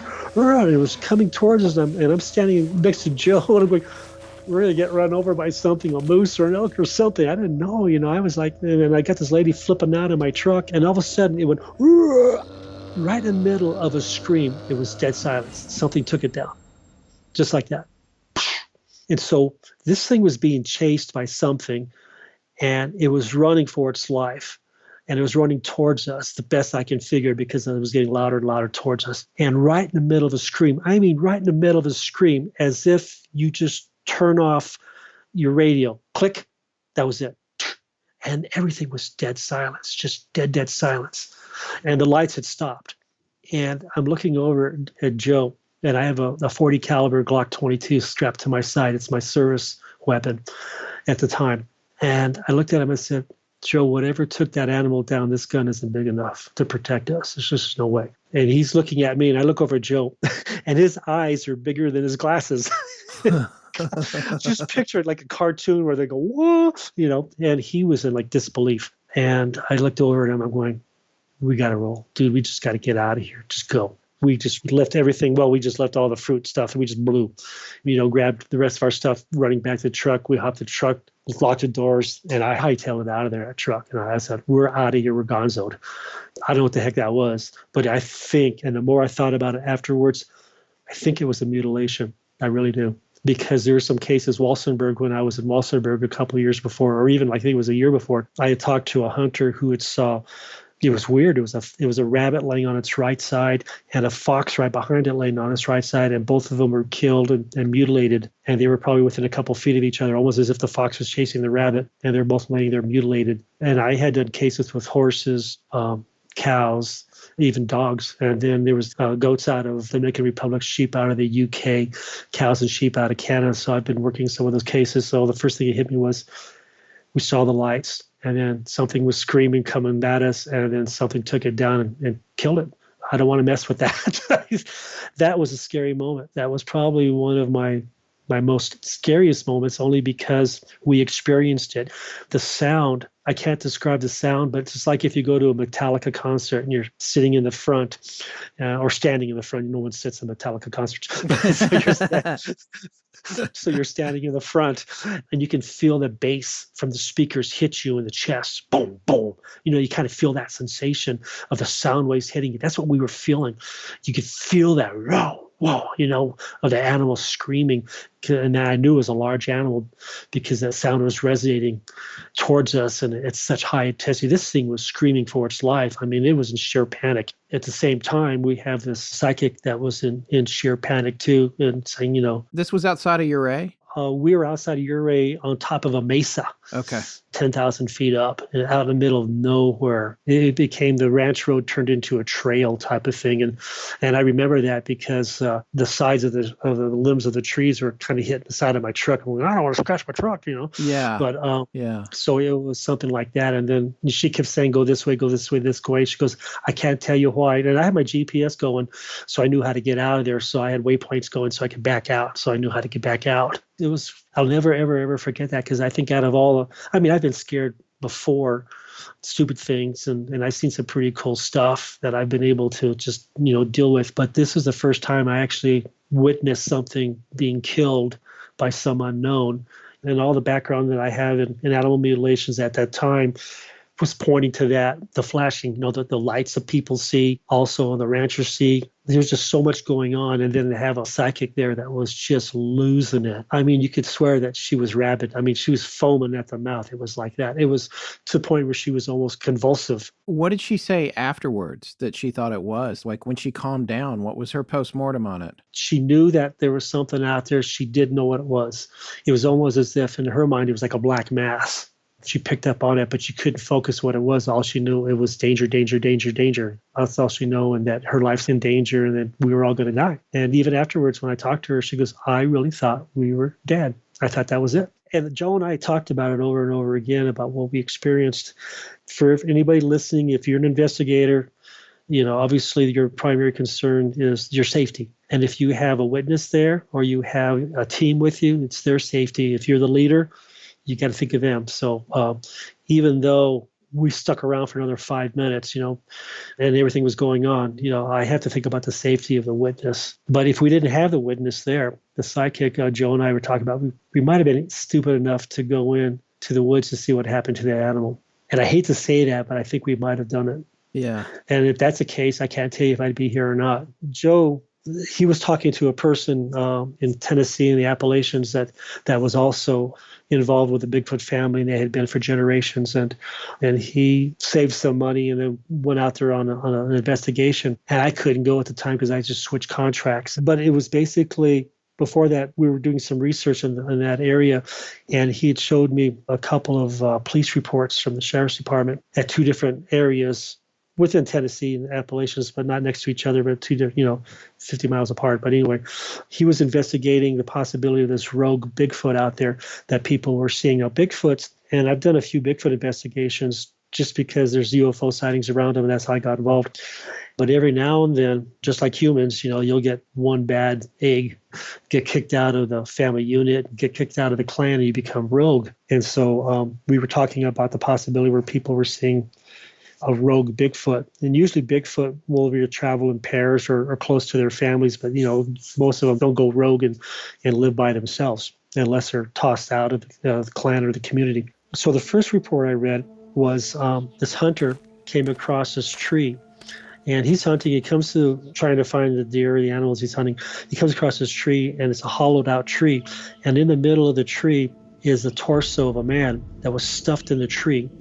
And his arms and legs had been ripped off, and the arms and legs were stuck to branches on the tree.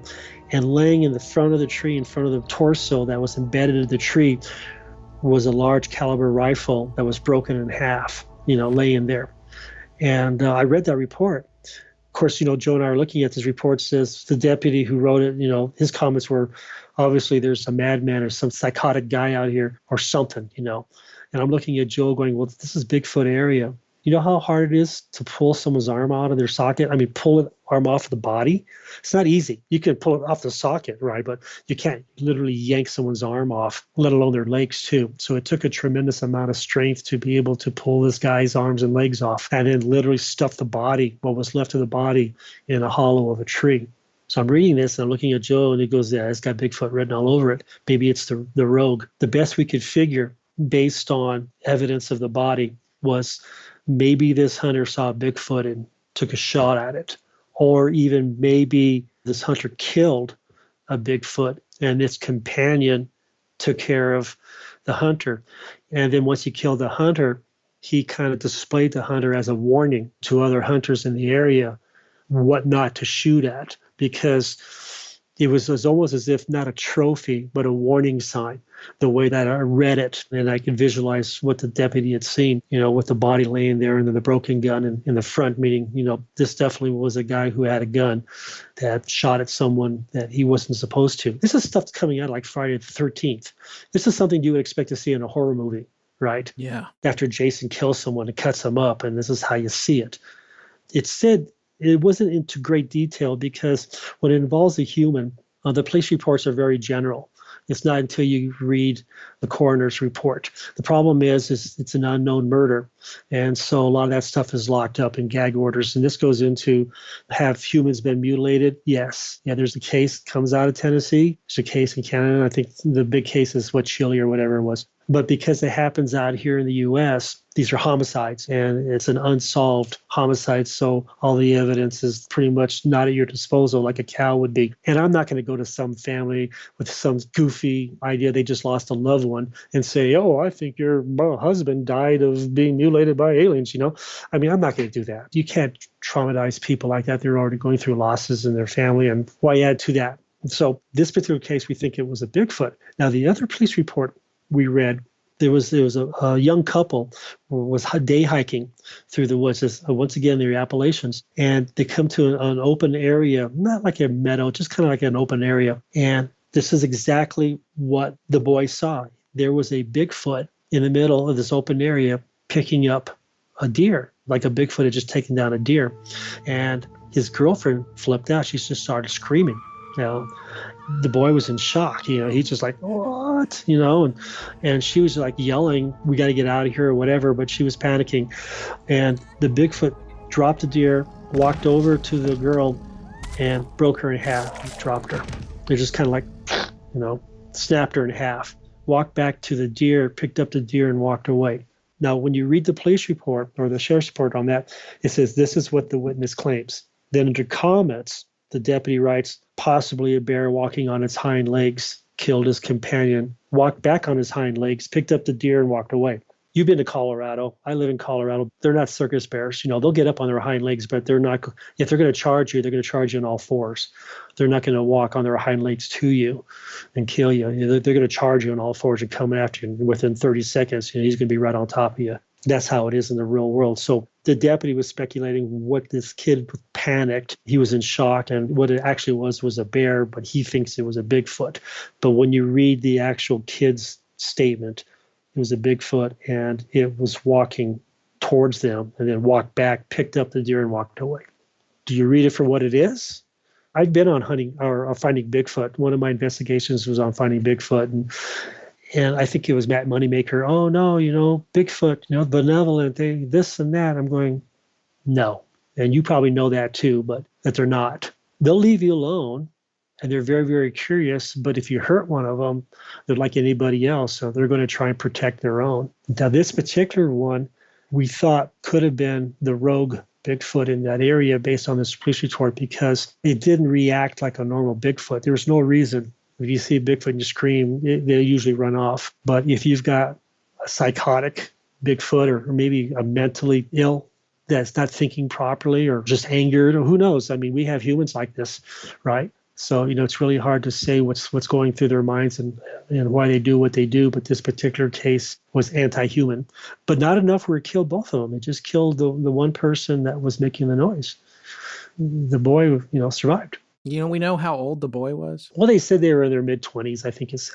They were under 30. So they just said young couple. Yeah. How long ago did that happen? Probably 8 years ago, maybe somewhere around there. Because it's been a little while. Yeah. Chuck, I cannot thank you enough for coming on the show. This has been great. And I apologize if it's just there's other stories too, but it's just, and I get so excited when I talk and it's okay. and one thing leads to another and oh my God, That's totally fine. That's how it works. And I'm fascinated with everything that we've talked about. And I've been wanting to do a show more focused on the cattle mutilations too. We've been talking about it for a while, especially since I have a place to stay down in the region. But, I don't know that I would uncover anything that you haven't already uncovered. Just because I can go stay there doesn't mean I would come across anything. And it doesn't mean that you won't either. So, yeah. You have family there or friends. The one personality trait you have to have as an investigator, and this is the one my wife hates about me, is I can walk up to anybody and talk to them. It doesn't matter who you are, what you're doing. I can walk up and I can carry on a conversation just out of the blue with anybody. I can do that. And that's what you got to do. You know, and you just talk to people and you'd be surprised. You just bring it up and you can get some people who think you're crazy and other people go, you know what? This happened, and that's how you get your information. Don't be afraid to talk to people about it. Yeah. You're going to get shut down sometimes, but the positive things that you're going to get out of it outweigh the negative things. I have no problem talking to people. The more I talk to people, I get information all the time. Yeah. And it's true. I mean, at least 45% of the people you talk to has some type of experience. It used to be like 10%, but that's not true. It's a lot bigger than you think it is. that you think it is. Yeah. It's cool though. It's fun. And you'll enjoy it if you every guys out there that are listening, if you decide to do it, If any questions, email me too at my website, ufonut.com, and I'll answer any questions that you happen to have. I try to answer all my questions that I get.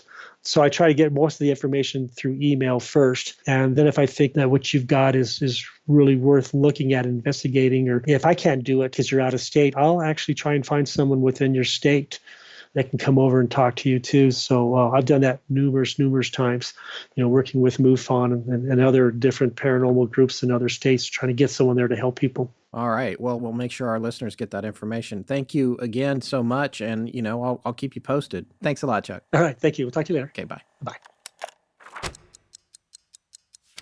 You used to tease me a lot about how shoddy the Wi-Fi signal was here in the studio, but it's pretty good now since we installed Eero, right? That wasn't so much teasing as an actual annoyed complaint. Well, no, you're right. I thought we'd have the studio hardwired before that, but honestly, with Eero, we're not missing all the wiring, and installing it literally took just a few minutes. Well, one thing I enjoy most with Eero is that I get a full, robust signal in the studio out in the back of the house, and then when we walk all the way into the living room in the front of the main house, that strong signal is continuous. No interruptions and no drop calls. And as a dad with a curious 9-year-old and a wife, and with all of us checking out stuff on the internet at once, the other thing I love with Eero is the security. And now with Eero Plus, we can feel safe from growing cyber threats like malware, spyware, phishing attacks, and also protect the kiddo from unsuitable content. This combination of Eero's hardware with Eero Plus provides simple, reliable, and complete protection for our whole network and all of our devices. Eero Plus also offers the ability to block malicious and unwanted content across your entire network, and by checking the sites you visit against a database of millions of known threats, it prevents you from accidentally visiting malicious sites, but without slowing you down. I can choose what my kid can and cannot visit right from the Eero app, because Eero Plus automatically tags sites that contain violent, illegal, or adult content. And the wife and I both hate annoying ads and pop-ups, so we both love Eero Plus's ad blocking feature, which also improves load times on ad-heavy sites, so we're browsing and streaming faster than ever. Eero Plus also offers third-party security apps like VPN protection from EncryptMe, password management from 1Password, and antivirus software from Malwarebytes. So here is a great deal that will immediately improve your internet experience and protect you completely while doing it. Get $100 off the Eero Base unit and 2 Beacons package and a year of Eero Plus by visiting Eero.com/legends. That's EERO.com/legends. And at checkout, enter promo code LEGENDS. One more time, go to Eero, that's EERO.com/legends, and enter promo code LEGENDS at checkout. You ever been burglarized? No. I mean, I've had stuff stolen. Have you? Yeah, I have, and it sucks. And for those of you who've had your place broken into, you know what I'm talking about. It's one of the worst feelings there is. It's just such a violation of your space, and not to mention having irreplaceable mementos stolen. Well, I vowed I wouldn't let that happen again, that I'd get some kind of security system in place, but I hadn't found a good solution that fit my place and my budget. I mean, something that does more than just take a picture of the jerks ripping you off, and that's as far as it goes.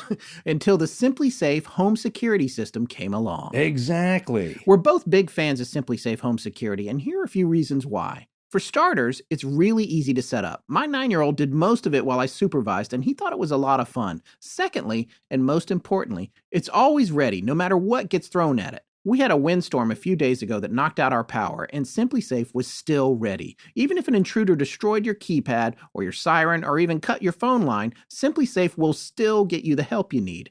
Maybe you think all that's overkill. Hey, let me tell you something about overkill, all right? It may seem like overkill now, but when one of those things happens to you and you don't have a defense against it, well, then it wasn't overkill. It was pretty critical, wasn't it? Simply Safe is also affordable. 24/7 professional security monitoring is just $14.99 a month, and there are no contracts and no hidden fees. Not too bad for effective peace of mind. So check it out and stop worrying. Go to simplysafe.com/AL today. That's SimpliSafe, SimpliSafe.com/AL to protect your home and your family today. Simplysafe.com/AL. Hi everyone, this is Matt from Newcastle, Australia, and when I'm not hunting drop bears or the bunyip, I listen to Astonishing Legends. Now let's get back to the show. Well, that's exactly the kind of discussion that should be had over a bunch of beers at a bar, which is the tone of what we try to do with the show. But like, man, those stories. Yeah, It's crazy. He has really got a lot of amazing stories, and he seems to have boundless energy too. He's been at this a long, long time, for decades, and it's another one of those repositories of information. Just his research on animal and cattle mutilations alone. And this is something I want to say to these investigators. And Chuck, I know you're probably going to listen to this. I'm not saying you're going anywhere anytime soon, but please make plans for the legacy of your research. You know, when you do go on to the other side, you got to leave that somewhere. I think about all the, like, you know, we recently covered Resurrection Mary in Chicago, and it was Richard T. Crow, the investigator and author and and DJ and folklorist in the Chicago area, and had this amazing collection of interviews and everything. And I guess that's just, no one's really sure where it is. Maybe the family has it, whatever. There's some WGN, I think the radio station there had some. That's what we heard. Some late night interviews with him that they brought him on. But it's like what Chuck was saying. You just don't go out and do these investigations if you're curious about Bigfoot. You find a mentor. You have them take you out. You have them train you to look for the proper things, the clues. It's like being a tracker. You know, like that trait is handed down. Those skills are handed down. So there has to be a young generation of people, maybe like our young friend Colin Schneider. Yes. Who is taking a serious approach to cryptozoology. But there's also... It was his birthday today. Yeah, yes, today. That's right. That's right. He turned 18, this guy we're talking about. Turned 18 today and has been a tour de force in the crypto community for years. Well, that's what he said when we met him. He is no longer the crypto boy. He's the crypto man now. Yes, the crypto man. But no, some of these stories, though, it's not just scientific. There's danger involved. It's adventurism. That's what Chuck was saying. That's scary, but that's his adrenaline rush. Getting back to my original point, Chuck, just make a plan for your legacy, what's going to happen with that, because you've done so much work and collected so much information. That's really important stuff that you're doing. It needs to be protected. So I think one of the most interesting things about Chuck is the schism between Bigfoot researchers and believers and UFO and other paranormal believers. There's a bit of a schism. There are some people that think it's all connected, Right. but that's an even smaller slice of It's the pie. growing. It's growing. It's yeah, growing. I would say, again, I haven't tracked this. There's other friends of ours that would know much better because they've been following a lot longer and doing a lot more study on their own. Here's what I'll say. I started noticing it being talked about, that overlapping, you could say the Venn diagram of belief on these different genres, these different fields and topics, probably back around 2005, 2006, when I started listening to a lot more paranormal shows. I'd read a few things here and there, didn't see a lot of popular material based on them, but I did start to notice on shows like Jim's Paranormal Report and the Paranormal Podcast, when he would have guests on, then he would talk about it. That's why I didn't really think about that. And they're like, oh yeah, some of the, UFO guys, I mean, they laugh at the Bigfoot guys. Right. And the Bigfoot guys are going, oh, you're chasing little green men?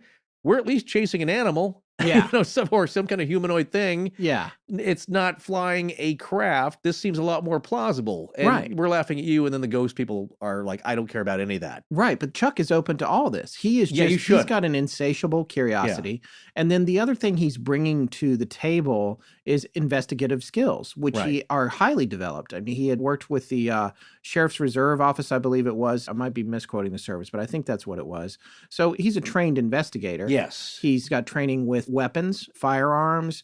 He's a good guy. If you're going to be going out doing this stuff, he's got the right background. Right. And one of the things that I took away from the book, The 37th Parallel, which I read in preparation for the interview, was how meticulous he was about his investigations with the mutilated animals. Everyone calls it cattle mutilation, but it's not just cattle. It's horses. It's other animals as well. He's investigated everything.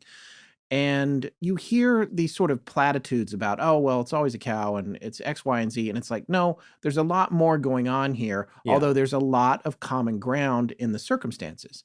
True. But the first case, the very famous first case, was Snippy the horse, which he made a reference to, whose real name was actually Lady. And I think he said that some journalist changed it to Snippy because it was easier to portray. And we've seen that before. It's classic. Yeah, it's like that kind of this still story. happened. Yeah, this story doesn't have enough legs, so we got to make the horse have a cuter name. Yeah. Lady was found mutilated on a ranch in 1967 in Colorado, east of Colorado Springs. That was a really mysterious case, but the blood was drained, the strange wounds, all of that kind of stuff. And was there coring? I believe there was Sample with coring? Lady. Yeah, I believe there was. So That freaks me out. That's how is that accomplished? And that's going on with the cattle. And you heard me in the interview, and I've brought it up on the show before, talking about my dad's friends who have a ranch in southern Colorado. And one of the first things they said the first time I visited them, and they found out about the podcast, because I think the first time I went there, we were on the air, but we were still in our infancy. And the gentleman, Tom, was like, all you hear around here from the ranchers, and it's so interesting. And I think I mentioned this before, but my dad's friends have a 99-acre ranch. In Trinidad? I think about 30 minutes west of Trinidad. Yeah. Way in a remote part of southern Colorado, and this 99-acre ranch makes them the po folks in the neighborhood, because everybody else is like these wealthy inventors, and they have hundreds of thousands of acres. And they're running large amounts of cattle. In some cases, the ranch is full time, and they come and go from it. Like one near them has like 36 buildings, and 60 people can come. There's an airstrip. Yeah. The plane lands on the ranch. Right. It's like a 737.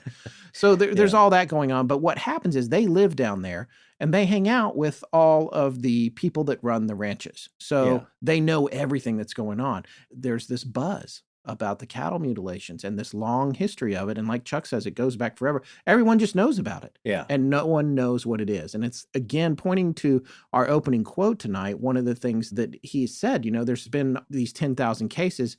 No one has ever caught anyone in the act. And you would think, and again, the other thing that he mentioned in the interview, and I don't know if you remember this, but one of the things that he said was, in Colorado, a rancher can legally shoot you dead if you're messing with his cattle. Well, so the risk that you're taking, frontier justice. If this is a human being, you're risking life and limb to pull this off. Right. And there has been talk of these black helicopters that don't make any noise. And people have been shooting at helicopters. That's the other thing, because they talk about in the book, some pilots are afraid to fly over certain ranches because everyone is so skittish about what's happening. And then the other story that he talks about in the interview with the cattle that belonged to a particular rancher, even though being allowed to graze on neighboring land, that particular rancher's cattle would get picked out in a group of 100 random cattle. And it's the same guy. He lost cattle on his own land. Right. Then he let them go graze on other land because we talked about this a little bit. They'll say, hey, the grass is getting long in this field. Can you send your cows over to cut it down for me?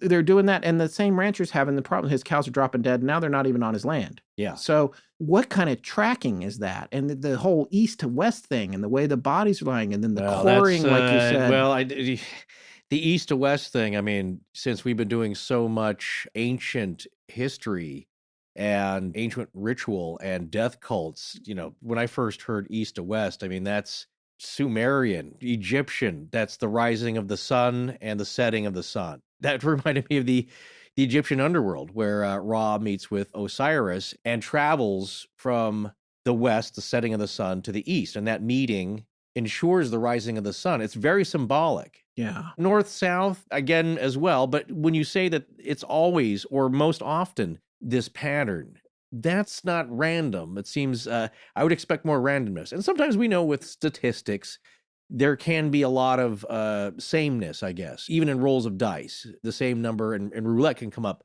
a bunch of times. And that's natural. That's organic. But there's something, it's almost like a message, or it's symbolic in a way when it happens all the time. And to me, that's ancient. Yeah, I guess I hadn't thought of it that way. I told you said that. Yeah. No, don't make me say that again. I'm getting better at it. Yeah, not too bad. Go back to Tepa. Yeah, so those things since the beginning of time had significance, and who knows where we got that. Well, of course, it's natural. You can wake up and see that the sun's rising in the east and it sets in the west. And one of the things the book really presses on, and we didn't go really deep into it in the interview, is the whole propensity of these occurrences to happen on the 37th parallel. Yeah. And it's not just in the United States. Right. He had that moment. People always use that meme. I'm not even sure what show it's from, where the guy's got the cigarette and all the yarns on the map. And he's like trying to, but the point is he is that guy. He's got the red yarn. He had the map and he figured it all out. And he had that epiphany, that moment, like you said, the orgy of evidence. The conspiracy yarn theory strung web. Where you string that together. So what is that about? And he talks about aquifers and water, and that's going to come up a lot in our pending Halloween shows, actually. This idea that this stuff is happening where water is. There's something very fascinating about that. So Mesrick's book is really engaging and interesting. And, as Chuck said, he doesn't get any money from Mesrick's book. They basically bought him out. Mm-hmm. He told a pretty fascinating story. The interview was actually well over 2 hours. We cut it down for the show. It's a very casual conversation, but it's a lot of fun. It's very interesting if you like this kind of subject matter and genre. I would love to sit down with this guy with a few beers. So there's a friend of ours who does some paranormal investigations who saw Chuck at a conference because he gives talks regularly like a lot of these folks do. And there is a chance to go hang out with him afterwards and have like a glass of wine or something. And she heard him tell these stories. And that's how we kind of found out about it, because it was like, she was blown away. She was like, a couple of those scared me so bad, I'm not sure I'll ever go camping again. Yeah. and this person's a very avid outdoors person, or was, but not alone anymore and not in these areas. They were so terrifying, but that's why I wanted to hear them. One, because it's the scary, spooky season, but also I'd not really heard too many that were that extreme. Vicious. And what is fascinating to me too is he's a former police officer. So he's looking at it from the inside. When he looks at these police reports, he can explain why it might not be something the public's heard about. Like if you have this gruesome murder that's taking place in the mountains of Tennessee, or in the Appalachians on the eastern side of Tennessee, which is where what he described as a rogue Bigfoot. And just that to me is a funny name, the Rogue Bigfoot. Well, also a good name for a band. But the idea there's People of this, Mover. I think that's yes, People Mover. God, that they're awesome. So great. And they represent each type of or just three colors of big feet. Yes. But the point being that this thing is an outcast and violent, and you don't want to cross it. And it could be the same one that is making a scarecrow out of a human being. Yeah, that was. I mean, that's straight out of Silence of the Lambs right there. Well, it is the stuff of horror film nightmares, like The Ritual, and there is just people being hung up in trees by some mysterious, powerful force. Yeah. It's just classic and frightening because it's one thing when you see it in a movie, but that doesn't happen in real life, does it? And when you say, well, how come I can't look this up or I haven't heard about this? He says, you know what, this kind of case, because it's a potential homicide, let's say it's not a Bigfoot, still completely frightening. Like, well, that means there's a dude out there, a human being out there that's dismembering people and breaking guns in half and making a scarecrow. Right. Now it's in the realm of Hannibal, the TV show, something that might occur on that. So the point is, no matter how you look at it, these are terrifying stories. Yeah. But then there's this idea that there's a gag order, because it's an open investigation. Right. If the local police force is refusing to believe that a Bigfoot is the perpetrator in this case, and they're treating it like just an open homicide, that an open investigation, then it makes total sense. They're not going to reveal details of the murder because they might be able to use that to entrap someone later. Right. And so then you wind up not hearing them. It's this catch-22. And you have to forgive me. I have not read The Missing 411. It may talk all about this kind of stuff. Well, I was just about to say, I have not read the books either, but I've heard a few podcasts on them from our friends Adam and Matt over at Graveyard Tales and a few others covering this. So from what I hear, there are some parallels between this story and that story, not only in the locations and the geographical specificness of it. Yeah. Where these happen on a map, if you look, it's a little different. These Missing 411, I believe, seems to have gravitated more on the east and west coasts. Near the coasts, yeah. All the way through Canada, all the way to the U.S., and I think even through Mexico, there's a huge swath where not much seems to happen at all. Right. There's a weird pattern there, but you talking about things being reported, it's like there are some mind-blowing cases where people have gone missing or children have turned up deceased and really strange circumstances, and it's just ruled as wild animal. Well, because that's all we got. Yeah. It's a wild animal. It's like none of the clothes were ripped. There was no blood. And the person, and I'm thinking about, unfortunately, like a small boy who's disappeared. I believe it was close to a year, but he turns up deceased. But they don't know how. And the clothes, I believe some of them were off, but not torn, folded, new, like he'd been gone maybe a week. The shoes were clean. The shoes were off. I think that's what some hikers first found, his shoes. And they thought it was a boy who had a shoe had just fallen off. And there's no tears. There's no ripping. There's no decay, no decomposition, other than he may have been dead a few days. And all it's ruled as is wild animal. Right. Had to be a cougar. That's all we got for the public. Yeah. But once you start, and this is the implication, I believe, in this case, is that once you start putting all this data together and you look at the commonalities and the roadblocks put up and the silence and the diversion from the authorities, something's going on and they know about it. And for whatever reason, they're just not saying. So I think that applies here. And I don't mean to get conspiratorial, but I've always believed that, we don't know everything. You're not...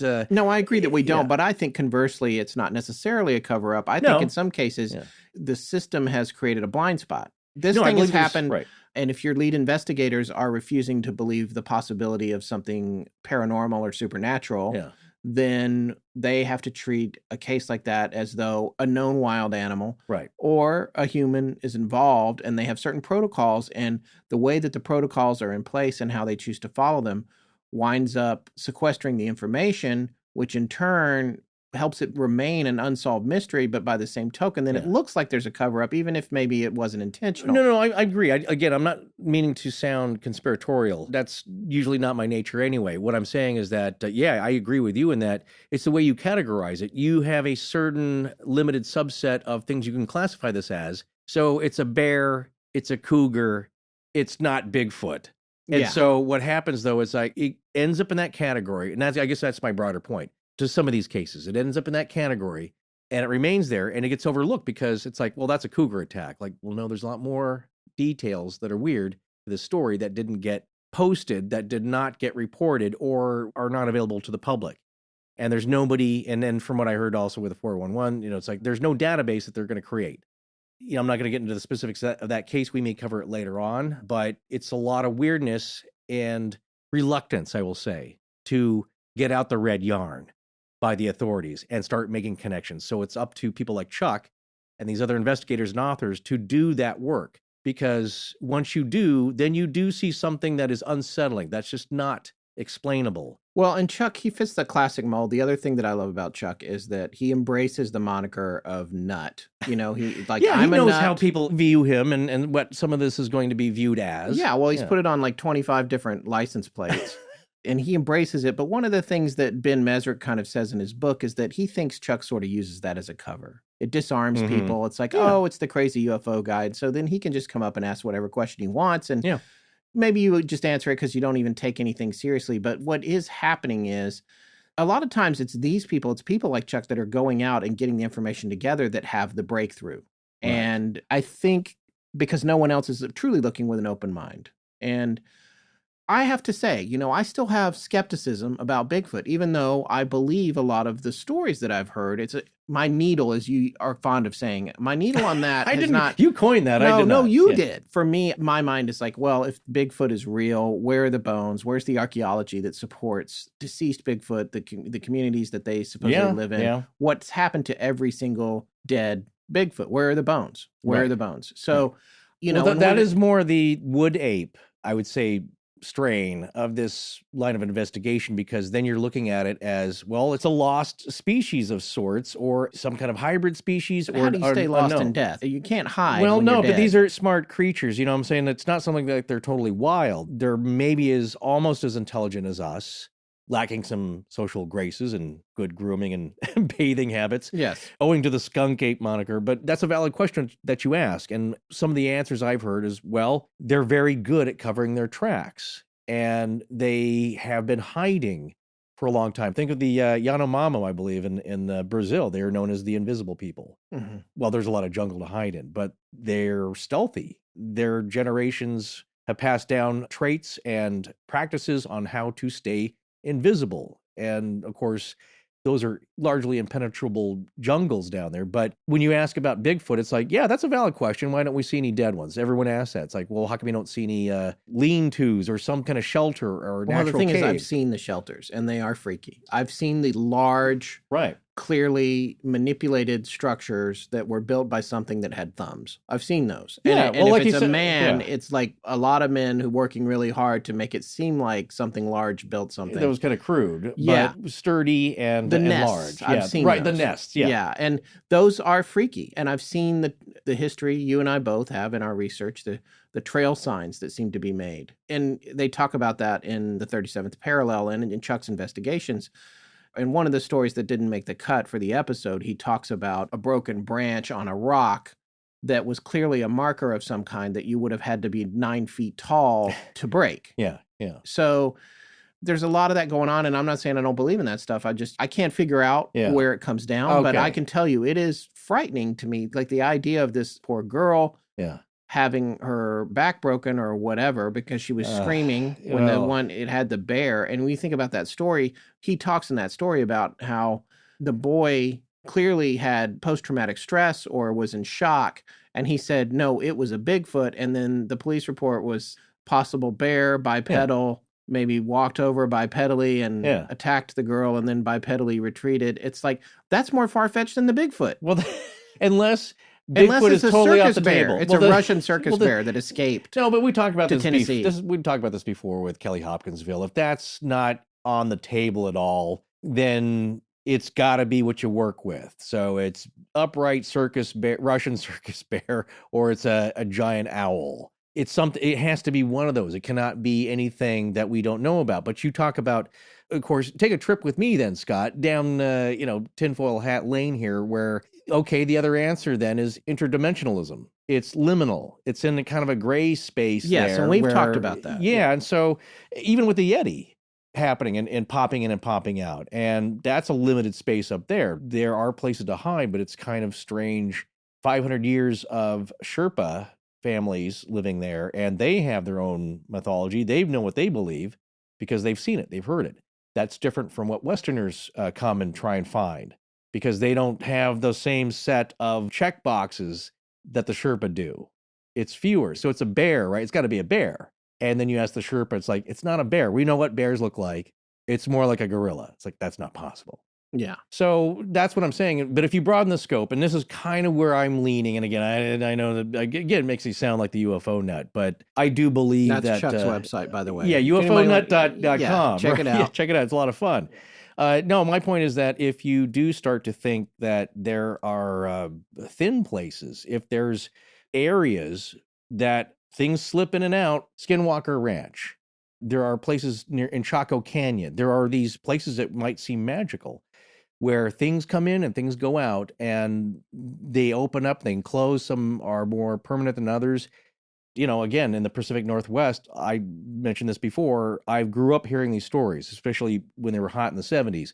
And you'd hear of stuff like, oh, well, we kind of tracked one. Most people just run away when you hear that deep noise that should not be coming from anything. And it's not an elk. These people hunt elk. They know what that sounds like. They know what the bugling sounds like. And some have wanted to go check them out. And it's like, it should be here. There's just no trace of them. And it's not like you're trying to hunt a squirrel and it just disappeared behind a tree. This thing's massive. There are only so many places something that's 7, 8 feet tall, 9 feet tall can hide. Something weighing 400 to 500 pounds. So in our last episode, we took a look at a couple of the yokai legends of Japan. Well, guess what's a lecture in the Great Mythologies of the World series over at the Great Courses Plus? You must be talking about lecture number 42 from the course called Japanese Tales of Purity and Defilement. That I am. Yeah, I saw that and I watched that one immediately. Really interesting to go back to the beginning of Japan's rich folkloric tradition to find out where some of these legends may have taken root. We'll tell everyone about Japan's most famous origin story. I knew you were going to ask me that. All right, here it is in a nutshell. According to the Kojiki, or Record of Ancient Matters, which is a compilation of Japanese myth and history from the early 8th century, there were originally 7 generations of spirit forces called kami. In the last of those 7 generations, 2 deities, a male and female named Izanagi and Izanami, were given a magical bejeweled spear and tasked to create the land from the mix of soils and water. They went to the floating bridge of heaven, stirred the waters with the spear, and upon lifting it out of the sea, the droplets fell and created the island of Onogoro, where they went to live. But then, Izanami died while giving birth to a fire deity. Izanagi travels to the penumbral world of the dead called Yomi to convince her to come back. But while Izanagi is told to wait and not look at Izanami while she rests up for her journey in her bedchambers, he can't wait. Looks at her and she's horrifying, covered in maggots, worms, and insects. He runs away and she becomes an enraged, vengeful spirit and chases after him. Well, there you go. Stephen King was right. Better to leave the dead dead. Quite. Well, if you love learning about the great mythologies of the world like we do, and we have a strong feeling you will, you can check out this or any other course right now with a free trial. You will love it. Start your free trial today by signing up at thegreatcoursesplus.com/legends. That's thegreatcoursesplus.com/legends. This is Melody Townsend in Yucaipa, California, and when my husband is writing his doctoral dissertation, I'm listening to Astonishing Legends. I think the other thing that's interesting about the one with the guy stuffed in the tree and then like this makeshift scarecrow, the psychology behind that one is fascinating to me. If it was done by a human, it was done by a strong human with no regard for butchering another person. Yeah, vivisection tendencies. Yeah. And then I think that the other thing that's in a primal way, it sounded very much and looked like a warning. Yeah, it's definitely a sign. It's a sign. I was going to ask you, like, the limbs. There's no specific description of the limbs, how they were arranged, other than that they were stuffed on branches. That's what I was going to ask. Yeah. So, like on a sharp point of a broken off branch, they were stuck on. I guess so. Okay. In my mind, it was a point being made over total physical manipulation of this being that took a shot, as Chuck said, at something it shouldn't have taken a shot at. And right. Again, that's like a Hannibal Lecter display. Yeah. You know what I'm saying? You're sending a sign, it's a message, it's performance art in a very primal kind of way to send a message. And if it's a person, then you would have to think, what would be the motivation of a human in this scenario? Generally, I would think trespassing would be one, or private hunting ground, hunting where you're not supposed to, which happens all the time. Yeah, but But that's it would seem homicidal like- maniac tendencies. Yeah, homicidal, and it's someone who's going to continue to kill that way, whereas this doesn't appear to be part of a long series of similar events. Right. Or we would have heard about it. That for sure would be on the news. Well, So even if, one case you can keep quiet till you try to investigate it or whatever, but if there's more than one, what does that tell you about the perpetrator? It tells you that the purpose of the display was more important than the nature of the killing or the quote unquote thrill of doing that kind of kill, or it would keep happening. So the ultimate goal was to make the human scarecrow and send a message to any other human that came up there with a weapon and wanted to go hunting. Right. I guess the attitude, too, of this other one with the young couple, why it killed the girl but left the guy. Where is that guy? She was the one, I think, making the noise that maybe it found irritating. So it was like, stop it. If you are the guy in that story and you want to tell your story and you're hearing this right now, reach out to us. Because we want to hear your story. Because you have to be out there. This was just 2011, I think. Yeah. I mean, I can't imagine. This was recent. This was recent. Yeah, this must be horrifyingly traumatic to this day. Yeah. Like PTSD. And, because you're seeing that and you're helpless to do anything about it. If that was what happened there, then it's like something with a rag doll. Here's another thing I wanted to touch on. You and I talked about this off the air a little bit, and I wanted to include it in the show, was Chuck makes it pretty clear when he tells the story, both to Ben Mesrick, based on the way he portrayed it in the 37th parallel. And Chuck made this point at the beginning. Mesrick, he takes the story, he does what authors do. He tells the story out of order. He jumps around a little. He makes it an interesting story. Mm-hmm. And there's a whole kind of other backstory behind that about it being optioned for a film, and the studios needed to have it be based on a book. So they kind of reverse engineered it. Yeah. But the fascinating thing there, I think, is Chuck says, we don't know what it was that was running out of the woods in that other story. It was big and it was loud and it was scared. Yeah. But Forrest and I both were like, well, was it a Bigfoot? Because this is what's interesting. And I wish I'd asked Chuck this question. Obviously, I could just call him back or email him. But, we had the psychic who, and he was sort of laughing at this too, who says the Bigfoot family wants me to come meet it. It wants to meet investigators. Yeah. So they're like, okay, they get in the car, follow her. They go out to this mesa. They set up their observation gear. And then this event happens. And the event culminates with some creature running for its life in their general direction from the woods where they had been summoned by a psychic to come. This begs all kinds of questions. First of all, what was the creature coming out of the woods? Now, Chuck, at no point did he say that he thought it was a Bigfoot. Right. He seemed to think it was a large, scared animal, like he said, an elk or something else very large that was running, and whatever it was that killed it without even a gunshot. He did not describe ever hearing a gunshot or anything like that. It just stopped screaming, whatever it was. So I guess the question there is, if the psychic wasn't psychic and she just was a little bit off a rocker and took them out there and then it was a coincidence that they ran into this? Or where were those messages that were coming to her that told them to go to this place, if you believe any of this at all? Well, sometimes that happens. Yeah, and if there was a Bigfoot family. Yeah. Where are they? Yeah, and how are they? I have just so many questions well, about that story. And I'm not saying that I don't believe it, because it's a very compelling story. No, he at least heard the noise. Yeah, and the lights flashing. And coming at it.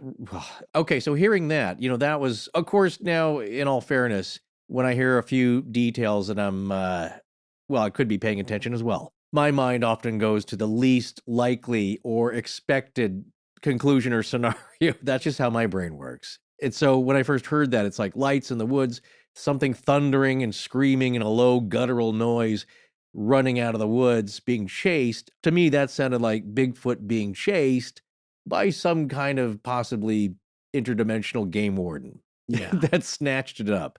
Yeah. So now we're back to Indrid Cold chasing after like loose cryptids or something. Yeah. Something kind of wild. Yeah. But that's what I first thought, is that it wasn't a large animal. And because, I've heard elk run through the woods, and they're, 600, 700, 800 pounds. Moose get up to about 1,000 pounds maybe. Yeah. It's a thunderous stomping, but it's very distinctive. This sounded different. I mean, the way he described it anyway. Yeah. And the noise it made. And it's like, that's just what I thought. Something's chasing Bigfoot out of the woods and got to it. It's like, come on, buddy. We're coming back. And then, I don't know if you remember, but towards the end, Chuck said, well, if we hadn't had the witness who we needed to protect, we might have gone down there. And I don't know if I'd be here today. But then the other thing that he said was that he had to entertain the possibility that whatever it was that was killed, that this was him witnessing one of the mutilations that he'd studied so many of happening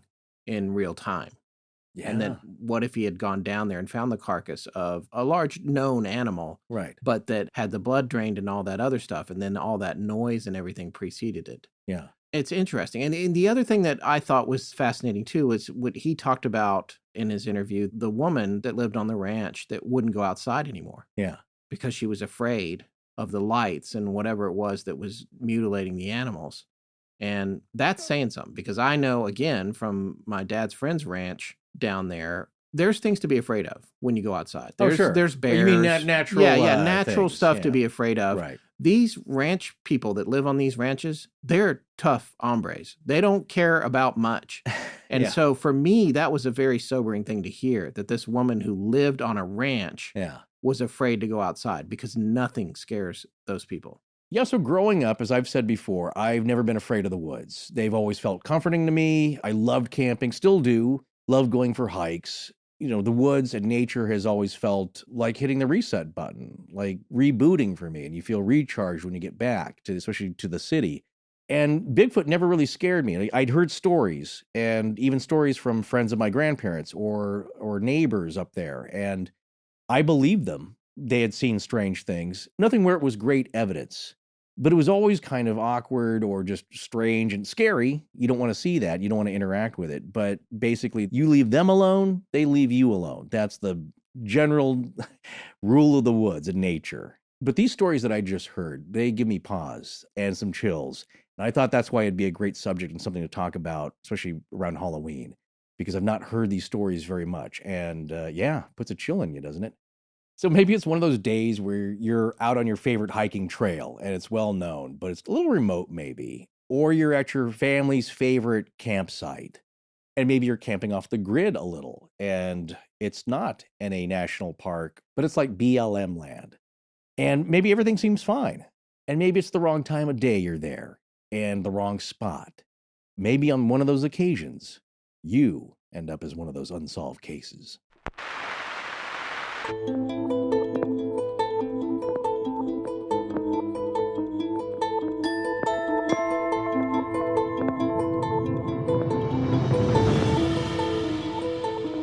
That's going to wrap up this episode of Astonishing Legends. Thank you for joining us. We'll be back next week with our Halloween special for 2018. This is not an episode you're going to want to miss. Please remember to support our sponsors. They keep the show free and the lights on in Blanket Fortiana. Special thanks to John Bolin. My name is Grace. Hi, I'm Jonathan, and I give permission to Astonishing Legends. Hi, I'm Matt Baldwin. Grace. This is Melody Townsend. Galaxy-wide in perpetuity. Grace. Our show is edited by Sarah Wendell, and our theme, which is available as a ringtone, is by Judson Crane. Sound design is by Ryan McCullough. Special thanks to the ARC and its lead researcher, Tess Feifel. But most importantly, we want to thank you, our listeners. Visit our store at astonishinglegends.com or interact with us and other listeners on Facebook, Twitter, and Instagram. You can also find us at patreon.com/astonishinglegends if you'd like to support the show in that way. Copyright Astonishing Legends Productions. Good night.